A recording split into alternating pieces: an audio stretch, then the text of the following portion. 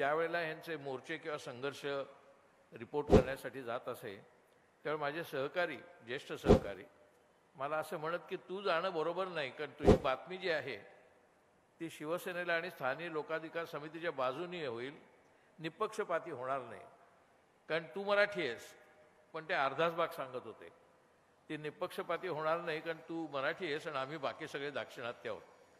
आमच्या कचेरीमध्ये बहुसंख्य दाक्षिणात्य होते. माणसं चांगली होती, ज्येष्ठ होती, हुशार होती, पण ती सर्व दाक्षिणात्य होती आणि त्यामुळे त्यांचा माझ्याकडे बघण्याचा दृष्टिकोन इकॉनॉमिक टाइम्समध्ये नोकरी करूनही अप्रत्यक्षपणे स्थानिक लोकाधिकार समिती आणि शिवसेनेचा समर्थक अशीच त्यांनी माझ्याबद्दलची धारणा केलेली होती. आता तो काळ जो आहे 73-74चा, तो ज्यांना आठवत असेल त्यांना सहज लक्षात येईल की त्यावेळची भावना पूर्णपणे वेगळी होती. दाक्षिणात्यांच्या विरुद्ध चळवळ झाली वगैरे आपण सगळं मानतो, पण शिवसेना हे एका अर्थाने संयुक्त महाराष्ट्र समितीचं दुसरं एक्सटेन्शन होतं. तुम्ही जर हुतात्मा चौक पाहिला तर तिथे कामगार आणि शेतकऱ्यांचा हातात मशाल घेतलेला पुतळा आहे, ती मूर्ती आहे. आज पुन्हा शिवसेनेकडे मशाल आलेली आहे हातात, आणि ती मशाल जर तशीच राहिली तर हुतात्मा चौकातलं जे अभिप्रेत राज्य आहे, म्हणजे कामगार शेतकऱ्यांचं, मराठी कामगार शेतकऱ्यांचं राज्य इथे पुन्हा येऊ शकेल असं वातावरण आपण निर्माण करू शकलेलो आहे. संयुक्त महाराष्ट्र समितीच्या चळवळीच्या वेळेला आपल्या महाराष्ट्रामध्ये म्हणजे मुख्यतः मुंबईमध्ये एकूण 62 गिरण्या होत्या, कापड गिरण्या. 73-74ला सुद्धा 62 कापड गिरण्या होत्या. त्यातली एकही गिरणी मराठी मालकाची नव्हती. त्या जवळजवळ सर्व मारवाडी आणि गुजराती मालकांच्या होत्या. 2.5 लाख कामगार होते, त्याच्यापैकी जवळजवळ 98% कामगार मात्र मराठी होते. साधारणपणे हीच अवस्था बॉम्बे पोर्ट ट्रस्टमध्ये होती, रेल्वेमध्ये होती. तिथले कामगार जे होते ते मराठी होते, पण त्याचं व्यवस्थापन जे होतं ते मराठी नव्हतं. आणि त्यावेळेला मुख्यतः या गुजराती आणि मारवाडी मालकांनी मराठी माणसाविरुद्ध जो आकस बाळगलेला होता, त्या आकसाचा आविष्कार सध्या आपण आपल्या देशात पाहतोय. तो आकसाचा आविष्कार जुन्या काळापासून आहे. शिवाजी महाराजांनी सुरत लुटली आणि महाराष्ट्रामध्ये आणली, ह्याचा खुन्नस आजही अमित शाह आणि मोदी यांच्या मनात आहे. आणि त्याचाच सूड आता आपण अमित शाह घेताना बघतोय, ज्याचा उल्लेख आता सुभाष देसाईंनी अतिशय प्रभावीपणे केला. म्हणजे इथले सर्व उद्योग परत सुरतला न्यायचे किंवा गुजरातला न्यायचे. ती गिफ्ट सिटी जी त्यांनी निर्माण केली म्हणून सांगितली, ती पूर्णपणे ओसाड पडलेली आहे. अक्षरशः अब्जावधी रुपये त्या गिफ्टमध्ये खर्च केलेले आहेत, पण तिकडे कोणी जात नाहीये. कारण तेच सगळे गुजराती व्यापारी जे आहेत, मुख्यतः डायमंड मर्चंट्स, त्यांना अजून मुंबईच पाहिजे आहे. परंतु तिकडे अत्यंत स्वस्त जागा, सर्व सवलती दिल्या आहेत म्हणून त्यांनी तिकडे जागा घेऊन ठेवलेल्या आहेत. परंतु ते तिकडे जायला तयार नाहीत, कारण त्यांच्या मते मुंबईमध्ये जे त्यांना मिळू शकतं ते तिकडे मिळू शकत नाही. मुंबईत त्यांना काय मिळू शकतं? एक तर सवलती मिळू शकतात, तिथे पोर्ट आहे, एअरपोर्ट आहे, सगळी ट्रान्सपोर्टची व्यवस्था आहे, जगाशी कनेक्टिव्हिटी आहे. आणि दुसरं म्हणजे मराठी कर्मचारी, मराठी कामगार आहेत. गुजरातमध्ये आपण किती लोक गेलाय मला माहीत नाही, अहमदाबाद, बडोदा जर तुम्ही पाहाल तर तुम्हाला आपल्या मराठी मुंबईसारखे कामगार, कर्मचारी, कर्तबगार आणि कार्यक्षम तुम्हाला जवळजवळ दिसणारच नाहीत. त्यांना सगळे असे कामगार कर्मचारी मुंबईत जसे मिळतात तसे तिकडे मिळत नाहीत. नाही तर एकेकाळी अहमदाबादमध्ये सुद्धा 108 गिरण्या होत्या. म्हणजेच 1960च्या काळामध्ये महाराष्ट्र निर्माण झाल्यानंतर संयुक्त महाराष्ट्र समितीच्या काळात जी गुजराती मारवाड्यांची सत्ता होती ती हळूहळू लयाला गेली आणि सरकारच्या मदतीने पब्लिक सेक्टर निर्माण झाला. पब्लिक सेक्टर म्हणजे तुम्हाला आठवत असेल, बर्माशेल कंपनीचा पूर्वी गॅस येत असे, काही काही महिलांना आठवत असेल, त्यावेळेला कोणी गॅस घ्यायला तयार नसायचं घरी. बर्माशेल कंपनीचे जे सेल्समन होते ते घरोघरी जायचे आणि गॅसमध्ये काही गैर नाही, गॅस कसा चालवायचा याचं प्रशिक्षण द्यायचे. अशी बर्माशेल कंपनी होती. ती 73-74 मध्ये तिचं राष्ट्रीयकरण करून ती भारत पेट्रोलियम झाली. तशी एस्सो होती, तिचं पुढे हिंदुस्थान पेट्रोलियम झालं. ह्या दोन अशा सार्वजनिक क्षेत्रात आल्या आणि अशा अनेक खाजगी कंपन्या ज्या परदेशी होत्या, अमेरिकन होत्या, ब्रिटिश होत्या, त्यांचं आपल्या राष्ट्रीयकरणाने आपल्यामध्ये सामील करण्यात आलं. त्या राष्ट्रीयकरणामुळे देशाची संपत्ती प्रचंड वाढली आणि जसं सुभाष देसाई म्हणले तिथे आपल्या चळवळीमुळे मराठी माणसांची टक्केवारी सुद्धा वाढली त्या पब्लिक सेक्टरमध्ये. नाहीतर त्या पब्लिक सेक्टरमध्ये सुद्धा प्रामुख्याने अमराठी माणसं होती. हा जो पब्लिक सेक्टर प्रचंड प्रमाणावर वाढला आणि त्याच्याबरोबर मराठी माणसांची सुद्धा संख्या वाढली. आता इथे बसलेल्या अनेक लोकांना कदाचित आठवण असेल 73-74 मध्ये आपल्या देशाची अर्थव्यवस्था इतकी भीषण होती की त्यावेळेला महाराष्ट्रात पडलेल्या दुष्काळामध्ये सुकडी खायला द्यायला लागायची आणि ती सुकडी इथल्या मुंबईकरांनी सुद्धा खावी असं आवाहन त्यावेळेचे मुख्यमंत्री करत असत. कारण मुंबईमध्ये सुद्धा तुम्हाला पाव मिळत नव्हता, रवा आणि साखर सुद्धा तुम्हाला रेशनवरती सुद्धा पूर्णशी मिळत नव्हती. आणि माझ्या आठवणीप्रमाणे अनेक मोर्चे मंत्रालयात गेलेले आहेत की आम्हाला दिवाळी आली आहे, गणपती आलाय, आम्हाला निदान रवा आणि साखर द्या. आणि 100, 200, 300 ग्रॅमच्या रवा आणि साखर मिळण्यासाठी चळवळी व्हायच्या कामगारांच्या. आणि मुख्यतः त्यात कोण असायचे? मुख्यतः मराठी असायचे, गिरणी कामगार असायचे, मुख्यतः मराठी कामगार असायचे. ही 73-74ची अवस्था होती. अशी महागाई होती, अशी कमालीची टंचाई होती. आज त्याच टंचाईमधनं एक प्रचंड मोठा मध्यमवर्ग तयार झालेला आहे. प्रचंड मोठा म्हणजे किती? तर आपल्या महाराष्ट्रामध्ये प्रामुख्याने मुंबई पुणे शहरांमध्ये आणि एकूण औरंगाबाद नागपूरमध्ये सुद्धा एक प्रचंड प्रमाणावर मोठा मध्यमवर्ग आहे. ज्या मध्यमवर्गाने पूर्वीच्या चाळीतलं ब्लॉक नसलेलं, घरात गॅस नसलेलं किंवा घरात ट्यूबलाईट येणारं, घरात टेलिव्हिजन नसणारं, घरात कित्येकांच्या रेडिओसो नसणारं, बाहेर मोटारीत असण्याचा प्रश्नच नव्हता, स्कूटरसाठी सुद्धा 10-10 वर्ष क्यू लावायला लागायचा. हे सगळं ज्याला कनिष्ठ मध्यमवर्गाचं जीवन म्हणतात ते अनुभवलेले आपल्याच इथल्या लोकांनी. आपल्याच इथल्या लोकांनी जर आपल्या स्वतंत्रपणे खासगीमध्ये मनातल्या मनात जर विचार केला की आपल्याला 75 साली किती पगार होता, 80 साली आपल्याला किती पगार होता, आपल्या घरामध्ये कोणत्या सुखसोयी होत्या, वॉशिंग मशीन नव्हतं, फ्रीज घ्यायचा तर चर्चा करायची घरात 6-6 महिने की आपण फ्रीज घ्यायचा का, तो परवडेल का. टेलिव्हिजन ज्या वेळेला आला तेव्हा तो टेलिव्हिजन घरात कुठे ठेवायचा, तो फक्त ब्लॅक अँड व्हाईट होता आणि तो मुख्यतः 2 कंपन्यांचा होता, एक क्राऊन आणि एक अपट्रॉन. तो कुठे ठेवायचा, त्या दरवाजा असायचा त्या टेलिव्हिजनला, तो घरातला फक्त करता माणूसच फक्त तो वापरायचा, दुसऱ्या कोणाला हात लावायला परवानगी नसायची. आणि शेजारच्या घरातनं जर छायागीत किंवा काही ऐकू आलं तर घरामध्ये तळमळ व्हायची आणि लहान मुलं म्हणायचे आपल्या घर पण घरात टीव्ही पाहिजे, विशेषतः तिकडे चित्रपट लागल्यानंतर. ही अवस्थाच मुख्यतः मराठी मुंबईकरांची होती. मराठी मुंबईकरांच्या घरात सुद्धा कोणत्याही ज्याला आज आपण सहज मान्य केलेल्या गोष्टी म्हणतो, वॉशिंग मशीन असेल, टीव्ही असेल, फ्रीज असेल, कलर टीव्ही असेल, हे सगळं काही कल्पनेचं नव्हतं. आता तर जवळजवळ 100% लोकांच्या हातात मोबाईल फोन आहेत, जवळजवळ 100% लोकांच्या घरात कलर टीव्ही आहेत. त्यावेळेला फक्त 1 किंवा 2 चॅनल असायचे आणि ते दूरदर्शनचे असायचे. आणि अशा प्रकारचं जीवन जगलेला कनिष्ठ मध्यम वर्ग मराठी माणूस, हा मराठी माणूस मुख्यतः आपल्या सांस्कृतिकतेच्या, मराठी अस्मितेच्या, मराठी भाषेच्या अभिमानाच्या जोरावरती जगत होता. आता सुभाष देसाईंनी सांगितलं ते अगदी बरोबर आहे. आता पुन्हा उठावाची वेळ आलेली आहे. कारण आत्ता अशा प्रकारे सांस्कृतिक अस्मितेच्या आणि भाषेच्या पातळीवरती आपण पुढे जायच्या ऐवजी आपण प्रत्यक्षात गेल्या 10 वर्षात मागे आलेलो आहोत. आणि सरळ सरळ आपला अपमान होईल अशा पद्धतीने गुजराती मंत्री, गुजराती प्रधानमंत्री, गुजराती गृहमंत्री, सर्व प्रकारचे गुजराती मंत्री, गुजराती आरोग्य मंत्री मांडवियांसारखे हे सगळे धडधडीतपणे महाराष्ट्राचा कसा अपमान करतात, मराठी माणसाकडे कशा तुच्छतेने पाहतात, हे निदान मी आणि संजय राऊत आणि अरविंद सावंत हे आम्ही लोकसभेत आणि राज्यसभेत दररोज पाहतोय. आम्ही त्याच्या विरुद्ध बोलतो.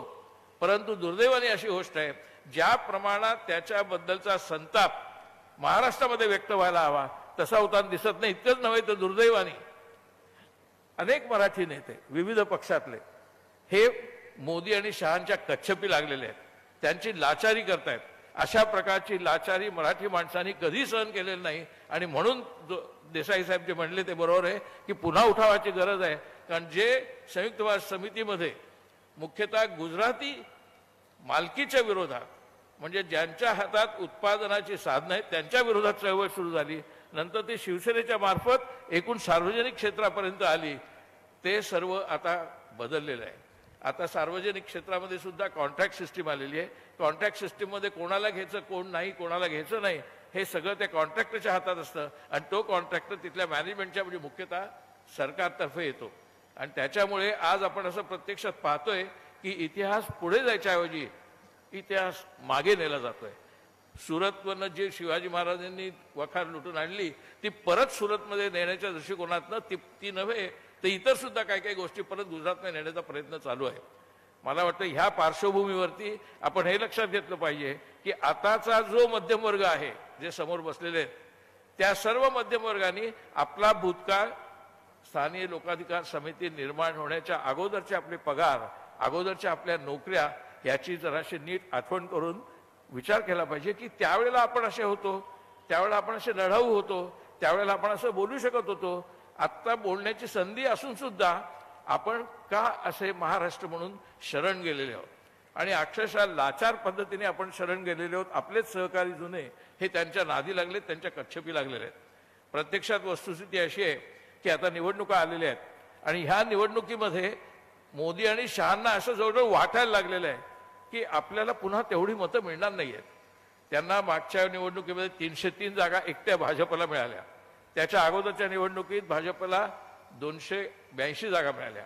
आता आपल्याला परत 282 मिळतील असं वाटत नाही, 300 मिळतील असं वाटत नाही आणि म्हणून त्यांनी नवीन नवीन प्रकल्प, नवीन नवीन घोषणा, नवीन नवीन भावनात्मक आवाहन तमाम समाजाला करतायत आणि आपण सुद्धा कित्येक वेळेला त्या विशिष्ट घोषणांच्या त्या विशिष्ट भावनात्मकतेच्या आहारी आपण जातोय.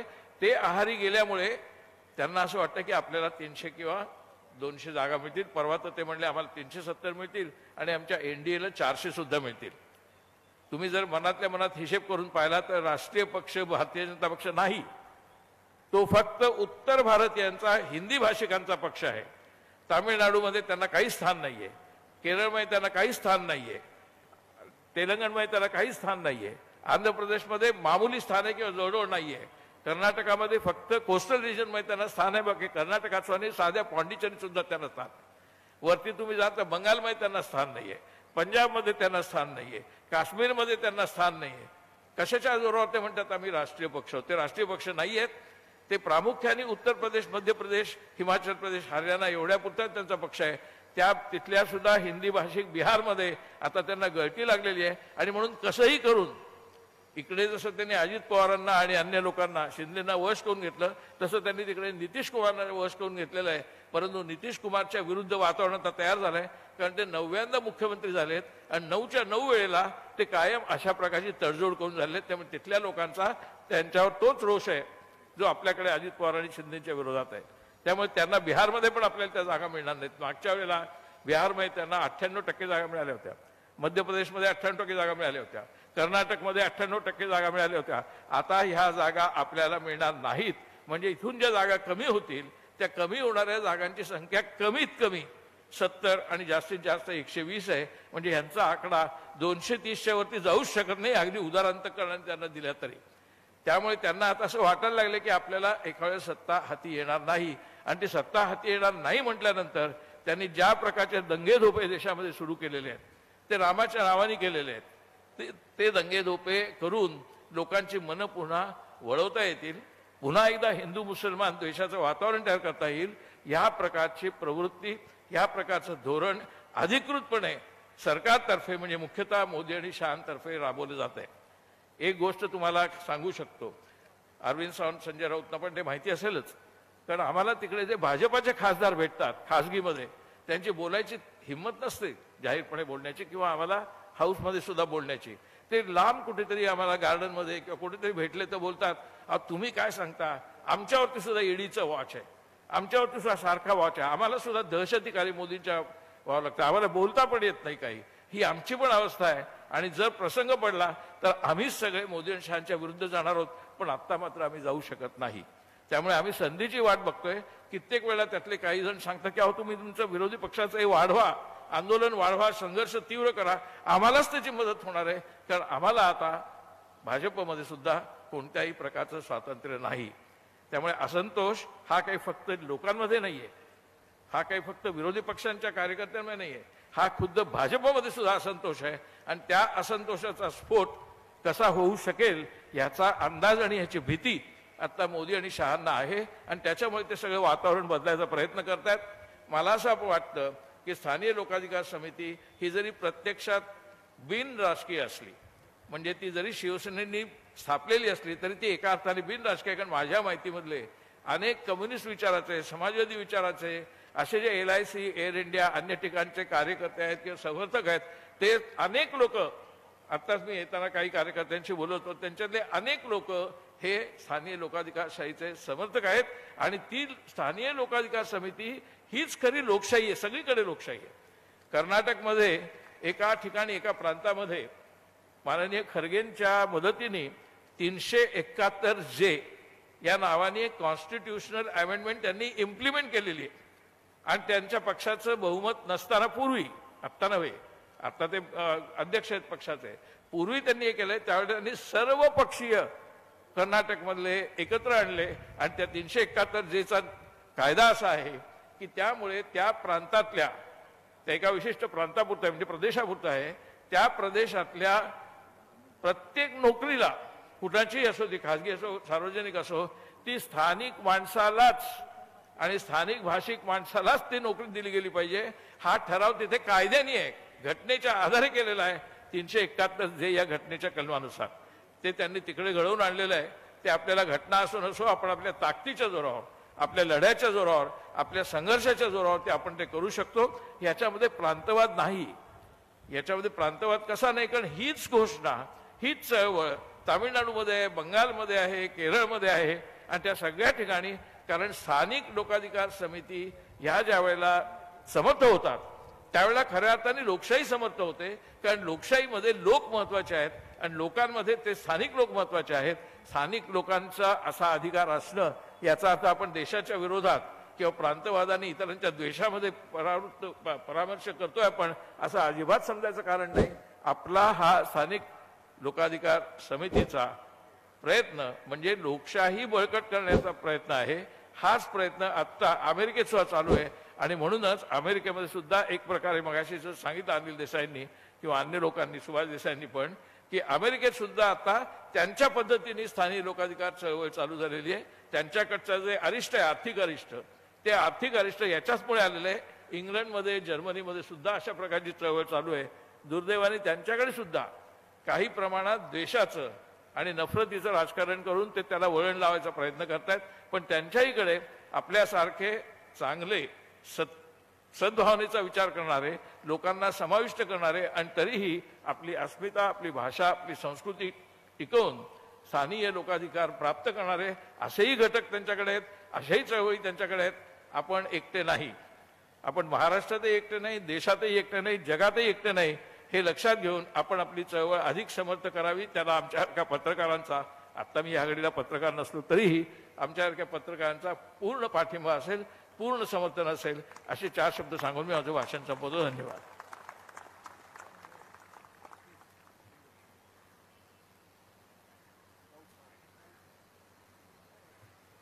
धन्यवाद. यानंतर शिवसेनेचे खासदार, ज्यांचं नेहमीच पक्षाच्या बाजूने ज्यांनी विरोध करतात, जे विरोध करतात त्यांना कसा समलगीने दणका हाणतात, ते आपले सर्वांचे लाडके शिवसेना नेते खासदार संजय राऊत साहेब यांना आम्ही विनंती करतो की त्यांनी आम्हाला या प्रसंगी मार्गदर्शन करावं.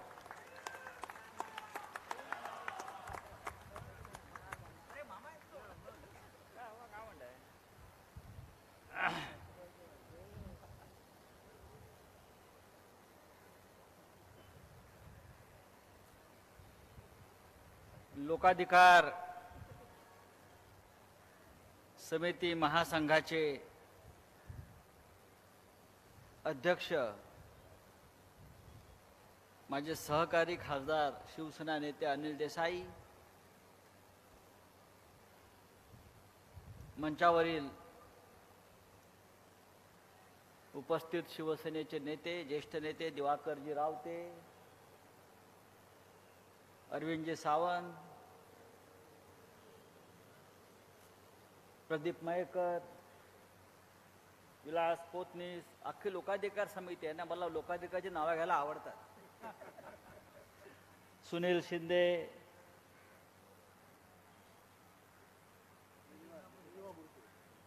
सिनेट सिनेट निलमाजी, चंदू मामा, Waman Bhosle, one and only, बरोबर ना? आणि आपण ज्यांचे विचार ऐकलेत ते ज्येष्ठ पत्रकार,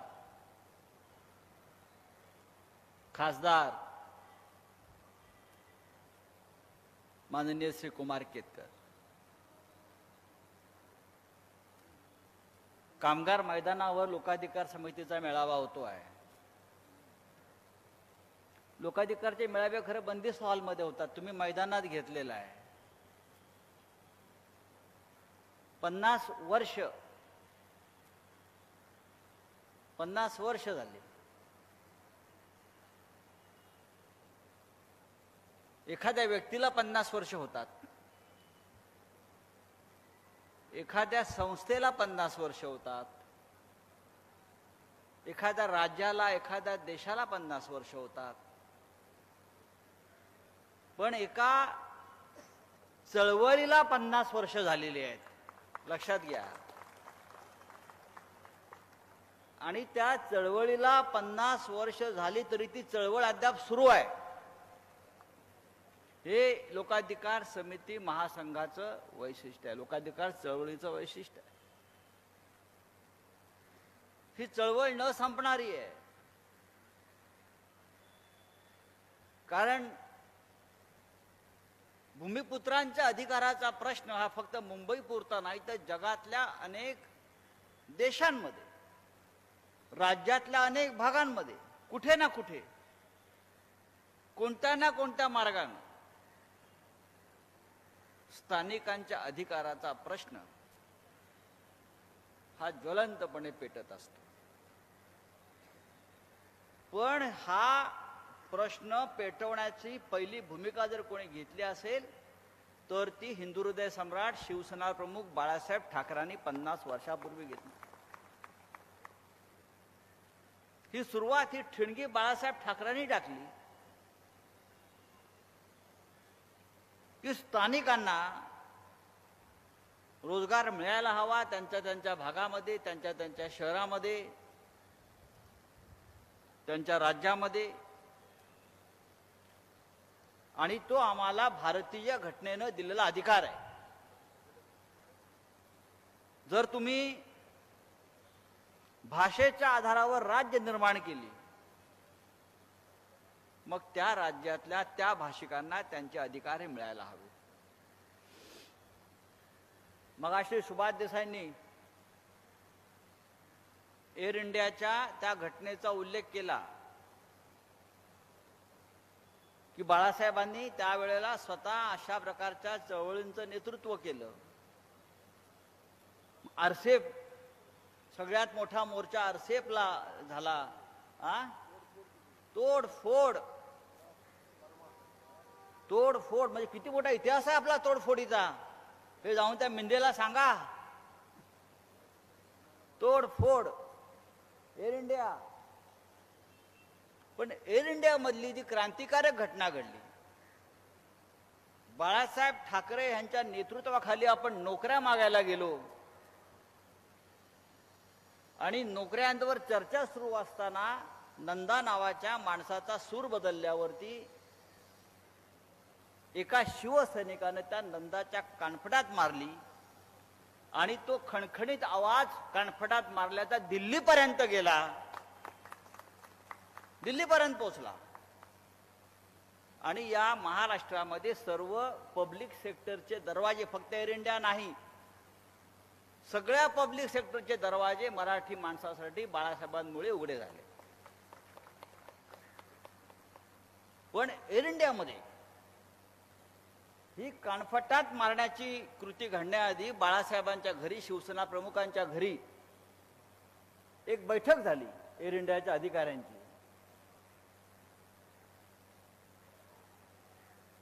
आणि ते ऐकायला तयार नव्हते. बाळासाहेबांनी त्यांना सांगितलं,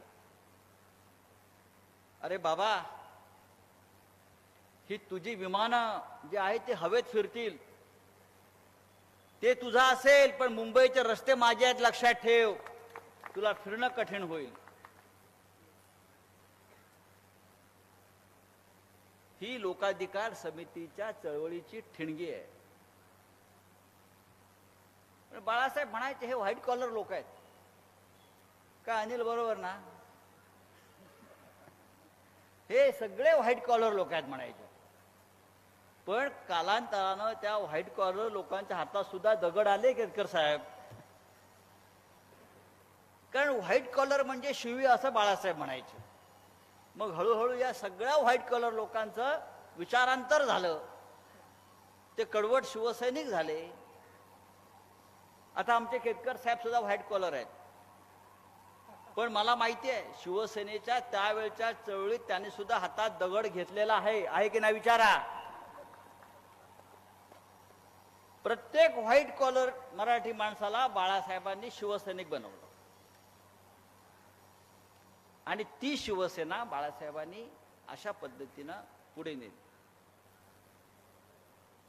मी अनेक वर्ष प्रदीप मयेकरांना पाहतोय. त्यांची दाढी इतकी सुंदर काळी कुळकुळीत होती, टोकदार. तेव्हापासून ते लोकाधिकारचं काम ONGC मध्ये करतायत आणि आजपर्यंत करतायत. लोकाधिकारचा कार्यकर्ता कधी फुटला नाही.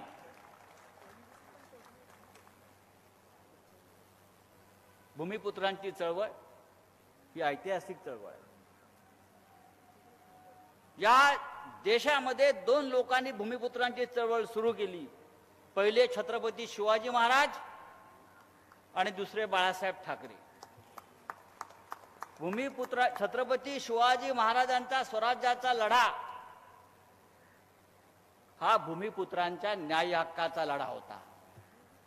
मी माझं राज्य निर्माण करीन, माझ्या राज्यातल्या शेतकऱ्याला, कष्ट करायला त्याचे हक्क मिळवून देईन, त्याच्यावरती कोणाचं अतिक्रमण होता कामा नये. झालं तर मी त्यांच्यासाठी उभा राहीन ठामपणे. ही भूमिपुत्रांची चळवळ होती, छत्रपती शिवाजी महाराजांची.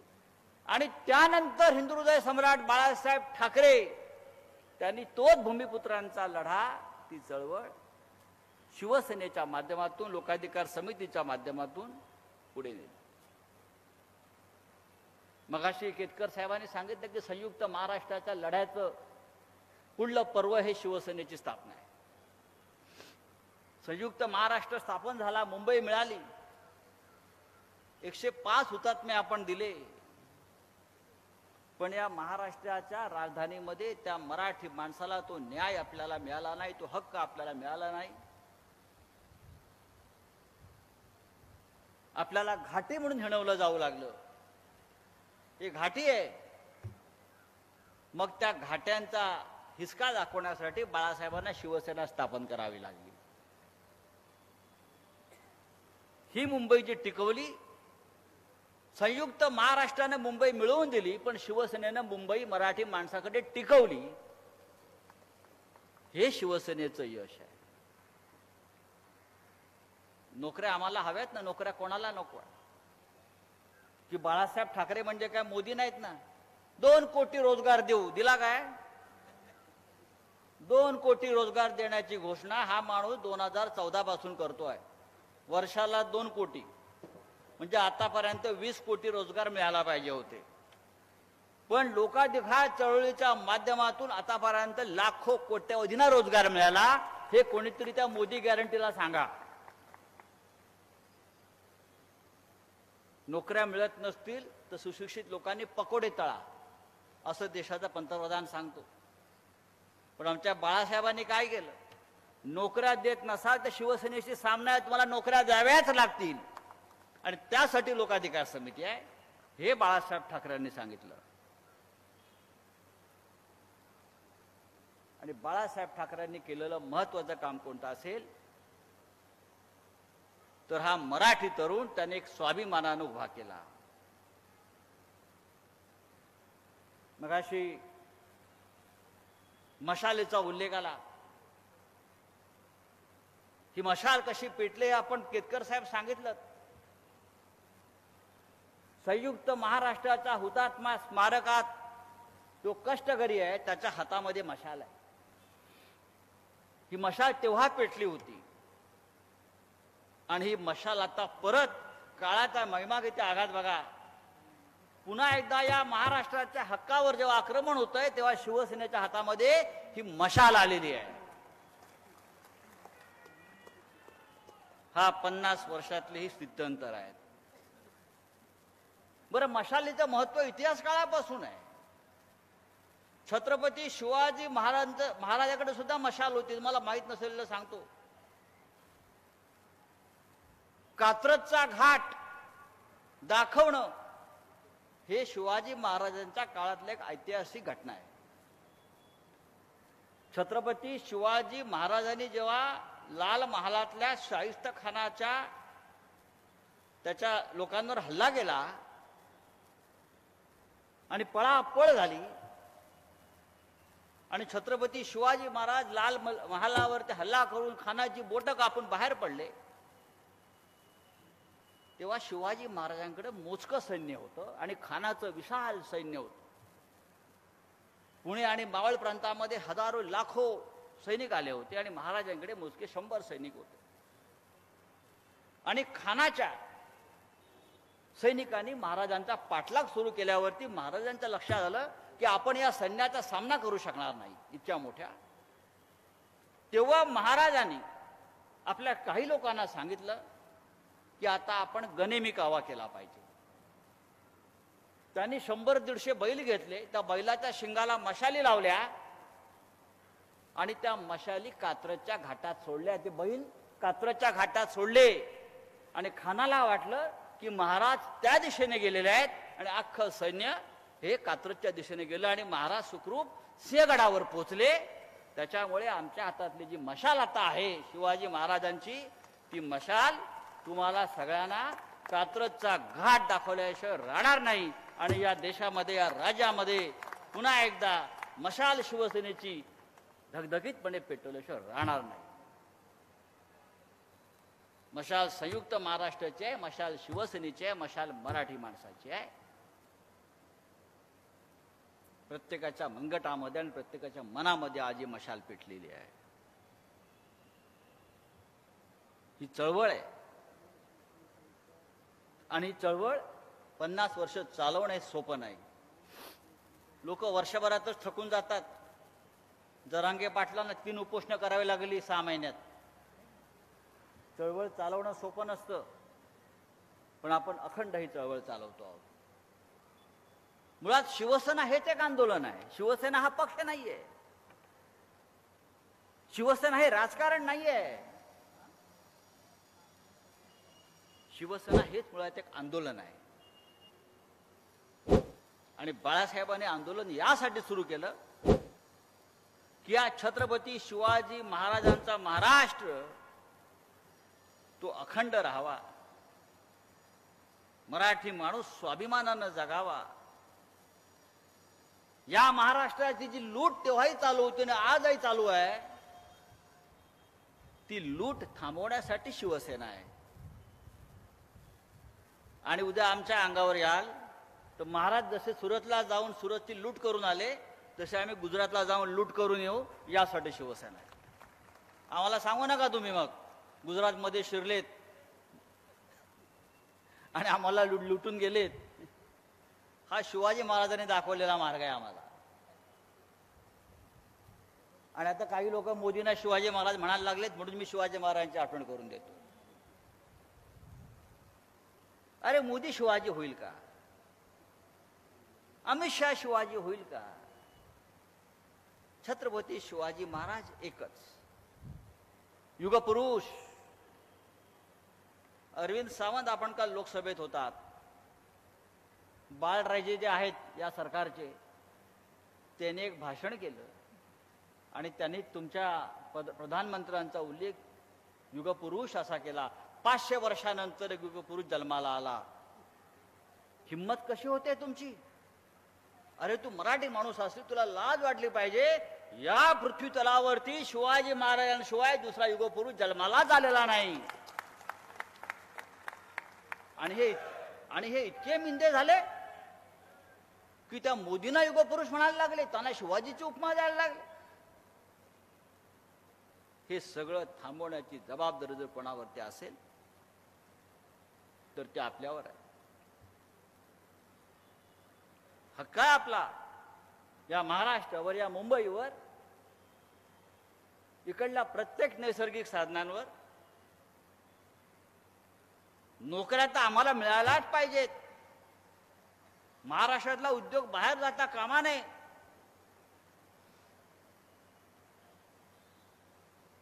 कुठे गेला रोजगार आपल्या मुंबईतला? एकेकाळी या मुंबईमध्ये आपण जेव्हा ठाण्यातून किंवा ठाणे संपूर्ण परिसरामध्ये किती उद्योग आपल्या, फार्मास्युटिकल, इंजिनिअरिंग, बँका, आज सगळा उद्योग एकाच राज्यात जातो आहे.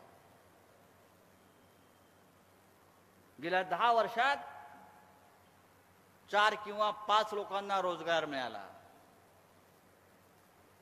अमित शहाच्या मुलाला मिळाला. त्याला कुठे चिटकवलाय बरं सरकारने? कुठे? ते इंग्लिशमध्ये आहे ना, ते काय ते म्हणजे बँका बिंका कशा असतात तसं आहे का ते? काय BCCI काय क्रिकेट, भारतीय क्रिकेटचा सेक्रेटरी, म्हणजे त्याला सरकारनं अमित शहाच्या मुलाला तिकडे चिटकवलं. आम्ही पूर्वी बँकेत लोकांना चिटकवायचो. मग दुसरा रोजगार मिळालाय अडाणीला. अख्खा देशच त्याच्या ताब्यात दिला. त्यानंतर महाराष्ट्रामध्ये 2 कॉन्ट्रॅक्ट लेबर आहेत. कॉन्ट्रॅक्ट आता ते कंत्राटी पद्धत आलेली आहे. एकनाथ शिंदे आणि अजित पवार हे कॉन्ट्रॅक्ट लेबर आहेत. तर म्हणजे आपला लढा कॉन्ट्रॅक्ट लेबर विरुद्ध सुरू आहे. आणि अरविंद सावंत, आपल्याला माहिती आहे आपण कामगार नेते आहात. कॉन्ट्रॅक्ट लेबर ही पद्धत असू नये, ही गुलामी, वेड बिगारी असू नये. यासाठी आपला लढा आहे. पण या महाराष्ट्रातल्या 2 प्रमुख लोकांना भारतीय जनता पक्षानं कॉन्ट्रॅक्ट लेबर, त्याला इंग्लिशमध्ये अजून एक शब्द आहे, बॉन्डेड लेबर, एक गुलाम, वेड बिगार, वीटभट्टीवर काम करणारे असे एकनाथ शिंदे आणि अजित पवार हे कॉन्ट्रॅक्ट लेबर आहेत. लोकाधिकार समितीनं त्यांची केस घेतली पाहिजे. लोकाधिकार समितीनं ताबडतोब या 2 केसेस घेऊन आणि ती कॉन्ट्रॅक्ट लेबर यांचं कसं बंद करता येईल. निलिमाजी, आपण आंदोलन केलं पाहिजे की मराठी माणसाला तुम्ही अशा प्रकारे गुलामी करायला लावता, दिल्लीत जाऊन शेपूट हलवायला लावता. मग बाळासाहेबांनी तुम्हाला काय शिकवलाय, कोणता स्वाभिमान शिकवलाय? याविषयी लोकाधिकार समितीला एखादं आंदोलन करावं लागलं तरी आपण ते तात्काळ केलं पाहिजे. कारण हा महाराष्ट्राचा इब्रतीचा, इज्जतीचा, प्रतिष्ठेचा प्रश्न आहे. बघा, लोकांना पटल्या, लोक टाळ्या वाजवत आहेत. ही लोकभावना आहे. पण त्यांना लाज वाटते का? गुलामाला मी गुलाम असल्याची लाज वाटली पाहिजे. पण गुलामाला तो गुलाम असल्याचा आनंद मिळत असेल तर आपण काय करणार? ही गुलामी अखंड चालू राहते आणि शेवटी तो गुलाम हा झिजून मरून जातो, संपून जातो. मित्रांनो, या महाराष्ट्राचं चित्र, या देशाचं चित्र अत्यंत भयंकर आहे. मग अशी माननीय कुमार केतकरांनी त्यातल्या बऱ्याचशा गोष्टी आपल्यापर्यंत आणलेल्या आहेत. एकेकाळी महाराष्ट्र या देशाचं नेतृत्व करत होतं. महाराष्ट्र मेले तर राष्ट्र मेले, मराठ्या विना राष्ट्र गाडा न चाले, खरा वीरवैरी पराधीनतेचा, महाराष्ट्र आधार या भारताचा, हे आम्ही अभिमानानं सांगत होतो. आज महाराष्ट्र हे दिल्लीच्या वाटेवरचं पायपुसणं झालेलं आहे. कोणी येतो आणि त्या महाराष्ट्राचा पाय पुसण्याला पाय पुसून पुढे जातो. महाराष्ट्र लुटतो, महाराष्ट्राची बदनामी करतोय आणि राज्यकर्ते हे मूग गळून गप्प बसलेले आहेत. अशा वेळेला या राज्याची जनता अपेक्षेनं कोणाकडे पाहत असेल तर ती शिवसेनेकडे पाहते, ती माननीय उद्धव ठाकरेंकडे पाहते, ती आपल्या शिवसेनेच्या संघर्षाकडे पाहते. कारण हा महाराष्ट्र देशाला दिशा दाखवेल हा महाराष्ट्र देशावर असलेली गुलामगिरी हुकुमशाही संपवेल ही अपेक्षा देश या महाराष्ट्राकडून पाहतो आहे. आणि मगाशी जे केतकरांनी सांगितले तेच माझं मत आहे. 2024 साली मोदी देशाचे पंतप्रधान नसतील ही शिवसेनेची गॅरंटी. नरेंद्र मोदी खूप गॅरंटी देतात, गॅरंटी. आमची गॅरंटी पण आणि वॉरंटी पण आहे. एक्सपायरी डेट संपलेली आहे. कधी निवडणुका घ्या, आपली गॅरंटी आहे मोदी प्रधानमंत्री नसणार. भारतीय जनता पक्ष आणि त्यांचे जे काय आहेत त्यांचे मिंधे सगळे ग्रुप्स गट हे 220 225 या आकडा पारच करू शकत नाहीत. आपण सांगितलं मगाशी महाराष्ट्रामध्ये 35च्या आसपास 35च्या वर जागा महाविकास आघाडी जिंकते आहे. संपूर्ण कर्नाटक काँग्रेस आणि त्यांचे मित्र पक्ष जिंकत आहेत. पश्चिम बंगाल, केरळ, आंध्र प्रदेश, झारखंड असे अनेक राज्य एक हाती इंडिया म्हणजे आपण सगळे जिंकतो आहोत. भाजपकडे आहे काय घंटा वाजवत बसा? म्हणजे मी राम मंदिराविषयी म्हणतो आहे. प्रभू श्रीरामासाठी लढा आम्ही दिला. आम्ही शिवसेनेला केतकर साहेब तुम्ही मान्य केलं पाहिजे. आपण धर्मनिरपेक्ष आहात, पण हिंदुत्व हे धर्मनिरपेक्षतेचं सगळ्यात मोठं उदाहरण आहे. बाळासाहेबांचं हिंदुत्व हे आयतुल्ला खोमेनी इराणचा तसं नव्हतं. सगळ्यांना सामावून घेऊन देश पुढे नेणारं हिंदुत्व होतं. थाळ्या बडवणारं, घंटा वाजवणारं हिंदुत्व त्यांचं नव्हतं.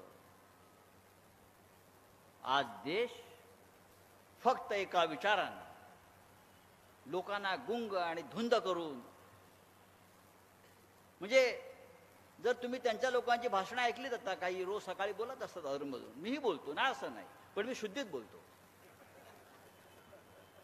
हे 50 पैशाची चिलीम मारून जी नशा येते, डुप्लिकेट माल, तंबाखू, हे तसे बोलत असतात. त्यांना दुसरं काही दिसत नाही. या देशात बेरोजगारी, महागाई, अत्याचार, बलात्कार, खून. लोकमान्य टिळक म्हणायचे 5 पैशाची चिलीम मारली का खूप आयडिया सुचतात. तसे हे सुद्धा रोज गांजा किंवा चिलीम मारतात आणि देशाला दिशा द्यायचं काम करतात. पण ही नशा, या नशेतून आपण बाहेर पडलं पाहिजे. काल पुण्यामध्ये काय झालं? आपल्या काही पत्रकार सहकाऱ्यांवरती हल्ले झाले. मुंबईमध्ये काय होत आहे? हत्या होत आहेत, खून होत आहेत. महाराष्ट्रात हत्या होत आहेत, खून होत आहेत. अभिषेक घोसाळकरची हत्या ही आपल्याला सगळ्यांना विचार करायला लावणारी गोष्ट. आपल्या घरापर्यंत हे लोक पोचलेले आहेत, लक्षात घ्या. आपल्या घरापर्यंत, आपल्या मुलांपर्यंत. पण लक्षात घ्या, राहुरीमध्ये, नगर जिल्ह्यात ॲडव्होकेट राजाराम आढाव आणि त्यांची पत्नी मनीषा आढाव, 2 वकील दाम्पत्य, सुशिक्षित, दोघांचं अपहरण करून हत्या करण्यात आली. काय करताय सरकार? काल पुण्यामध्ये निखिल वागळे, असीम सरोदे, विश्वंभर चौधरी या 3 पत्रकार आणि सामाजिक कार्यकर्त्यांना भर रस्त्यावर खुनी हल्ला झाला. या राज्याच्या गृहमंत्र्यांनी तोंड उघडलं. या राज्याच्या मुख्यमंत्र्यांनी त्याच्यावरती मत व्यक्त केलं. अजित पवारांनी मत व्यक्त केलं. हे गुंडांचं राज्य आहे. मी रोज गेले 12 दिवस या मुख्यमंत्र्यांचा मुंबईतल्या गुंडांबरोबरचे फोटो प्रसिद्ध करतोय, ट्विटरवर टाकतोय. खुनी आहेत, त्यात बलात्कार आहेत, त्यात खंडणीवाले आहेत. हे सगळे खुनी मुख्यमंत्र्यांबरोबर सेल्फी काढतायत. गृहमंत्री काय करतोय? या राज्याला गृहमंत्री आहे की नाही? जर आमच्यासारख्या माणसाचा एखादा फोटो आला, एखादा गुंड आमच्या गाडीत बसला, तर पोलीस आमची चौकशी करतील, आमचं स्टेटमेंट घेतील.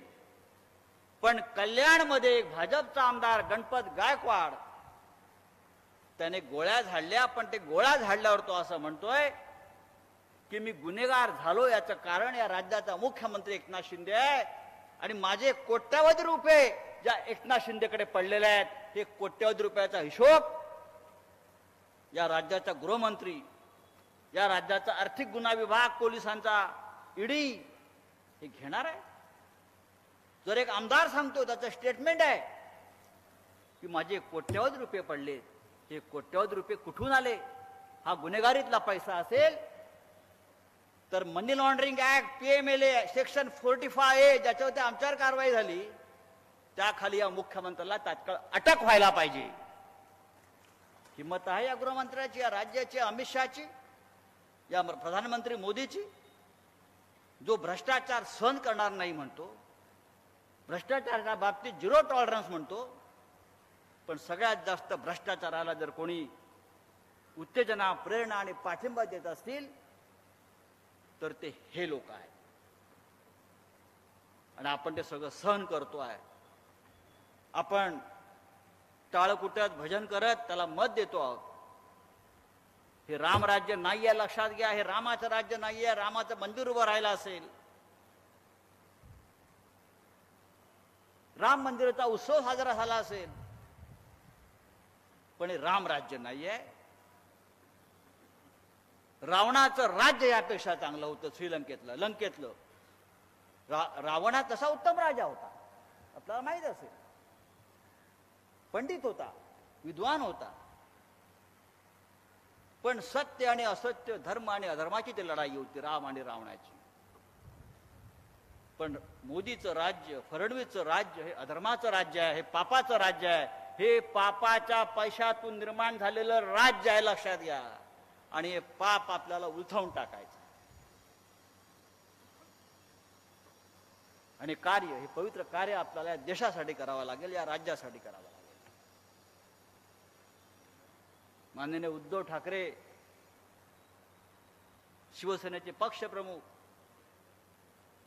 याने एक फार मोठा संघर्ष, फार मोठा लढा उभारलेला आहे. या देशामध्ये घटनेची, संविधानाची, कायद्याची कशी हत्या होते याचं ज्वलंत उदाहरण म्हणजे शिवसेना आणि राष्ट्रवादी काँग्रेस पक्षावरचा झालेला हल्ला. अरे, जो पक्ष हिंदुहृदय सम्राट बाळासाहेब ठाकरेंनी स्थापन केला, ज्या पक्षानं महाराष्ट्राला दिशा दिली, ठाकरे म्हणजे शिवसेना, हे पाकिस्तानात जाऊन विचारा, तिकडले शेंबड पोर पण सांगेल. ती शिवसेना, हे राहुल नार्वेकर, जोही कधी काळी शिवसेनेमध्ये होता, ते तुमचं काय इलेक्शन कमिशन हे म्हणतात, त्या आयऱ्या गायऱ्याची शिवसेना, राष्ट्रवादी काँग्रेस. अरे, शरद पवार हयात आहेत, ज्याने त्या पक्षाची स्थापना केली, फाउंडर, अध्यक्ष, ते निवडणूक आयोगासमोर बसलेत जाऊन. अनिल बरोबर ना मी म्हणतोय ते, आर्ग्युमेंटला पक्षाच्या अध्यक्षसमोर बसलेत. मी शरद पवार, मी हा पक्ष स्थापन केला. पण इलेक्शन कमिशन, ते कसलं इलेक्शन कमिशन? ते मोदी शहाचं कमिशन आहे. ते म्हणते नाही नाही नाही, तुम्ही शरद पवार नाही, तुम्ही शरद पवार नाही, तुमचा पक्ष नाही. अजित पवार हे शरद पवार, त्यांचा पक्ष. साला काय बोलणार? भारतीय संविधानाची की धडधडीत हत्या या देशामध्ये कधी झाली नव्हती. अशा प्रकारचे राज्य जर चाललं असेल, अशा प्रकारे जर हा देश जाणार असेल पुढे, तर मला असं वाटतं या देशामध्ये अराजकाची सुरुवात झाल्याशिवाय राहणार नाही. या देशामध्ये पुन्हा एकदा 1947च्या आधीचा काळ, स्वातंत्र्याचा काळ, तो लढा पुन्हा एकदा एखादा भगतसिंग, एखादा राजगुरू एखादा कानेरे, एखादे चाफेकर म्हणून निर्माण झाल्याशिवाय राहणार नाही. या देशानं हे सगळं काही झेललेलं आहे, सगळं काही पाहिलेलं आहे, महाराष्ट्रानं पाहिलेलं आहे. आणि म्हणून 50 वर्षानंतर सुद्धा जेव्हा ही चळवळ आज इकडे मला दिसते, तेव्हा ती आशा मला पल्लवित झालेल्या दिसतात, आशेची किरणं दिसतात. मगाशी सुभाष देसाईंनी सुरेश भटांची एक कविता, अरे पुन्हा आयुष्याच्या पेटवा मशाली, या मशाली आपल्या हातामध्ये विचारांच्या पेटल्या पाहिजे. सुरेश भट हे फार महान कवी होते, केतकर साहेबांना माहिती असतील.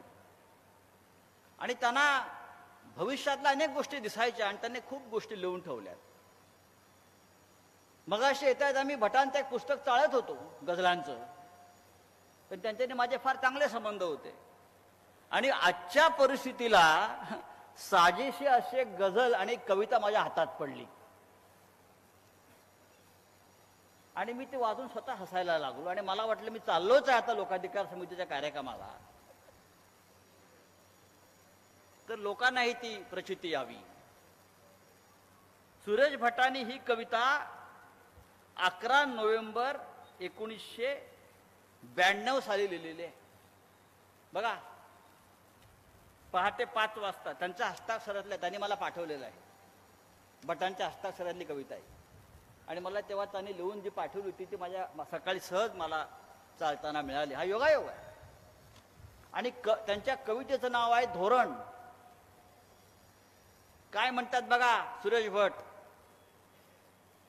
कमळाला मुंबईत पडलेला हाच घोर, कमळाला मुंबईत पडलेला हाच घोर, कुरतडते पाकळ्यास गुजराती एक ढोर. 1992 साली त्यांनी लिहिलं. कमळाला मुंबईत पडलेला हाच घोर, कुरतडते पाकळ्यास गुजराती एक ढोर. त्यांचेही सत्तेचे वेगळेच रामायण, त्यांचेही सत्तेचे वेगळेच रामायण. रामाच्या नावावर रावण होता थोर. जे आपण मगाशी म्हणत होतो, रामाच्या नावावर रावण होता थोर. फडफडती ते असेच दिल्लीचा चंद्र दूर, फडफडती ते असे दिल्लीचा चंद्र दूर. पण आजच कावकाव करती नकली चकोर, आजच कावकाव करती नकली चकोर. रेघोट्या ओढण्यास सत्तेचे पीठ मिळे, रेघोट्या ओढण्यास सत्तेचे पीठ मिळे. पण देवेंद्र गरजतसे हा तर आमचाच जोर, पण देवेंद्र गरजतसे हा तर आमचाच जोर. तू बाबा भारतीय, तुझी लफडी ही भारतीय. हे मी कोणाला उद्देशून म्हणत नाही, जरी भट साहेबांनी लिहिलं असलं तरी. तू बाबा भारतीय, तुझी लफडी भारतीय, मी अशुद्ध तू विशुद्ध, पूज्य तू हरामखोर. ते पापी पुण्यवान त्यांचा न्याराच धर्म, ते पापी पुण्यवान त्यांचा न्याराच धर्म. आता पुढे ऐका, ते पापी पुण्यवान त्यांचा न्याराच धर्म. पक्षफोडी करताना बोंबलती चोर चोर, पक्षफोडी घरफोडी करताना बोंबलती चोर चोर. स्वतःच चोऱ्या करायच्या आणि दुसऱ्यांना चोर चोर म्हणायचं. धोरणाविना कधीच बोलतीन देशभक्त, धोरणाविना कधीच बोलतीन देशभक्त. हे असे कसे उनाड सत्य जाहले मुजोर. हे माननीय सुरेश भटांनी 1992 साली लिहून माझ्याकडे पाठवलेली कविता योगायोगानं आज मला मिळाली.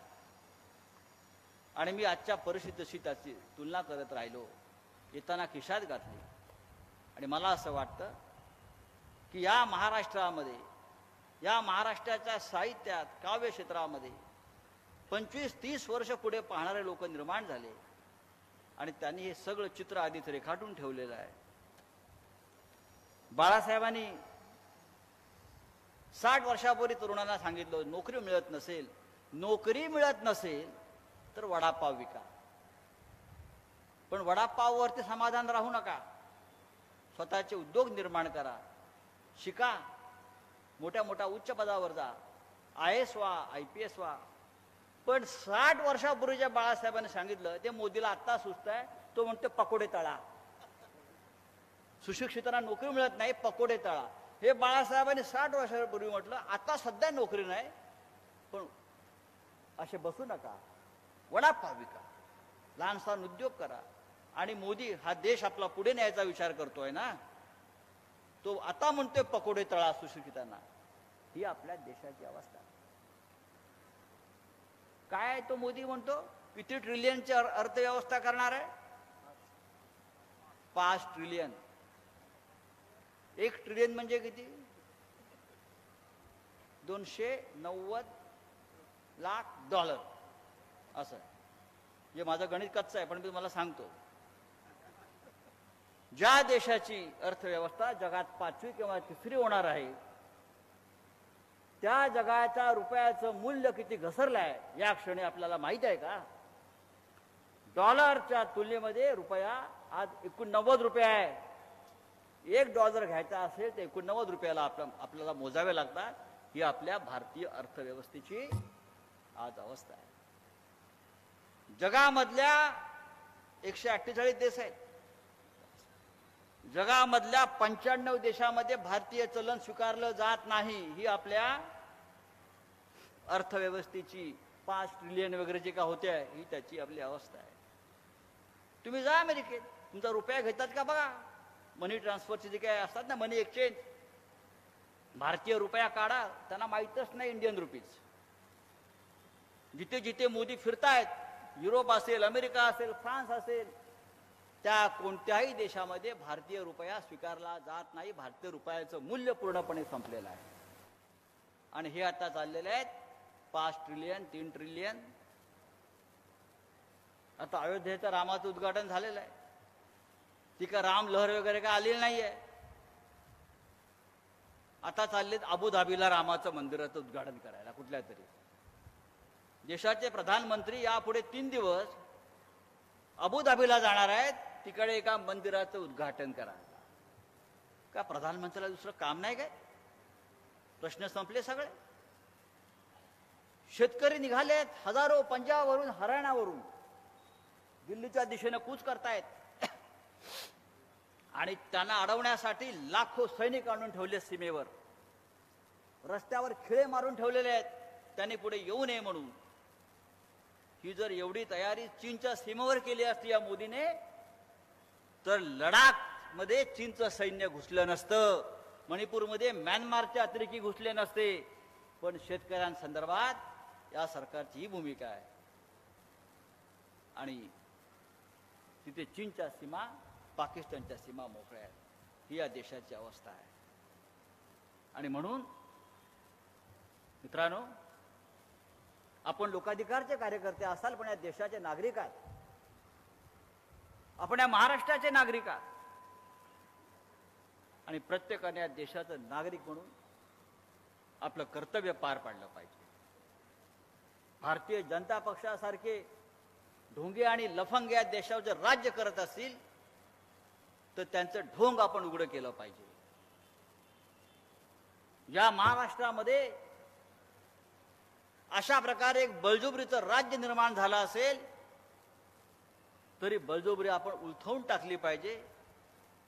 आणि त्यासाठी शिवसेनेनं घेतलेली ही जी एक भूमिका आहे, ती भूमिका लोकाधिकार समितीच्या कार्यकर्त्यांनी घराघरापर्यंत पोहोचवायचं काम केलं पाहिजे. लोकाधिकारनं आतापर्यंत अनेक चळवळी केल्या, अनेक आंदोलनं केली, अनेक संघर्ष केले. आणि मी त्या संपूर्ण संघर्षाचा एक साक्षीदार आहे. किंबहुना शिवसेनेमध्ये माझं येण्याचं कारण त्यावेळेला हे लोकाधिकारची चळवळ आहे. ही चळवळ जी आहे मराठी माणसाची, जी बाळासाहेब ठाकरेंनी चळवळ चालवलेली आहे, ही या राज्यातल्या प्रत्येक कष्टकऱ्याला, त्याच्या मुलाला, त्याच्या कुटुंबाला ही बळ देईल अशा प्रकारची ही चळवळ होती. मग तेव्हा अरविंद सावंत असतील, अनिल देसाई असतील, हे सगळे तरुण तेव्हा कार्यकर्ते माझ्या बरोबरचे, आज आम्ही सगळे पक्षाचे नेते झालो. आम्हाला स्वप्नातही वाटलं नव्हतं की ज्या पक्षासाठी आम्ही रस्त्यावर दगड मारत फिरतोय त्या पक्षाचे आम्ही नेते होऊ आणि या व्यासपीठावर बसू, असं आमच्या स्वप्नात सुद्धा वाटलं नव्हतं. पण आज आम्ही बाळासाहेब ठाकरेंमुळे, या शिवसेनेमुळे इथपर्यंत पोहोचलेलो आहोत. आणि आपण माझं बराच वेळ भाषण ऐकून घेतलं, कारण माझ्यावर जबाबदारी आहे. माननीय आपले पक्षप्रमुख येईपर्यंत हा किल्ला इथे लढवत ठेवायचा. आणि माननीय आमचे देसाई साहेब सारखे दाराकडे बघतायत, गाडी येते का, गाडी येते. पण ठीक आहे, बरंच बोललो आहे. 5 मिनिटं आपण थोडी विश्रांती घ्या, तोपर्यंत माननीय उद्धवजी येतील आणि आपण परत एकदा नव्या जोमानं कामाला लागू. मी समोर बघितलंय काहीतरी जेवण पण लावलेलं आहे. मी देसाईंना विचारलं आज रविवार आहे काय, याच्यामध्ये बिर्याणी आहे. धन्यवाद. जय हिंद, जय महाराष्ट्र.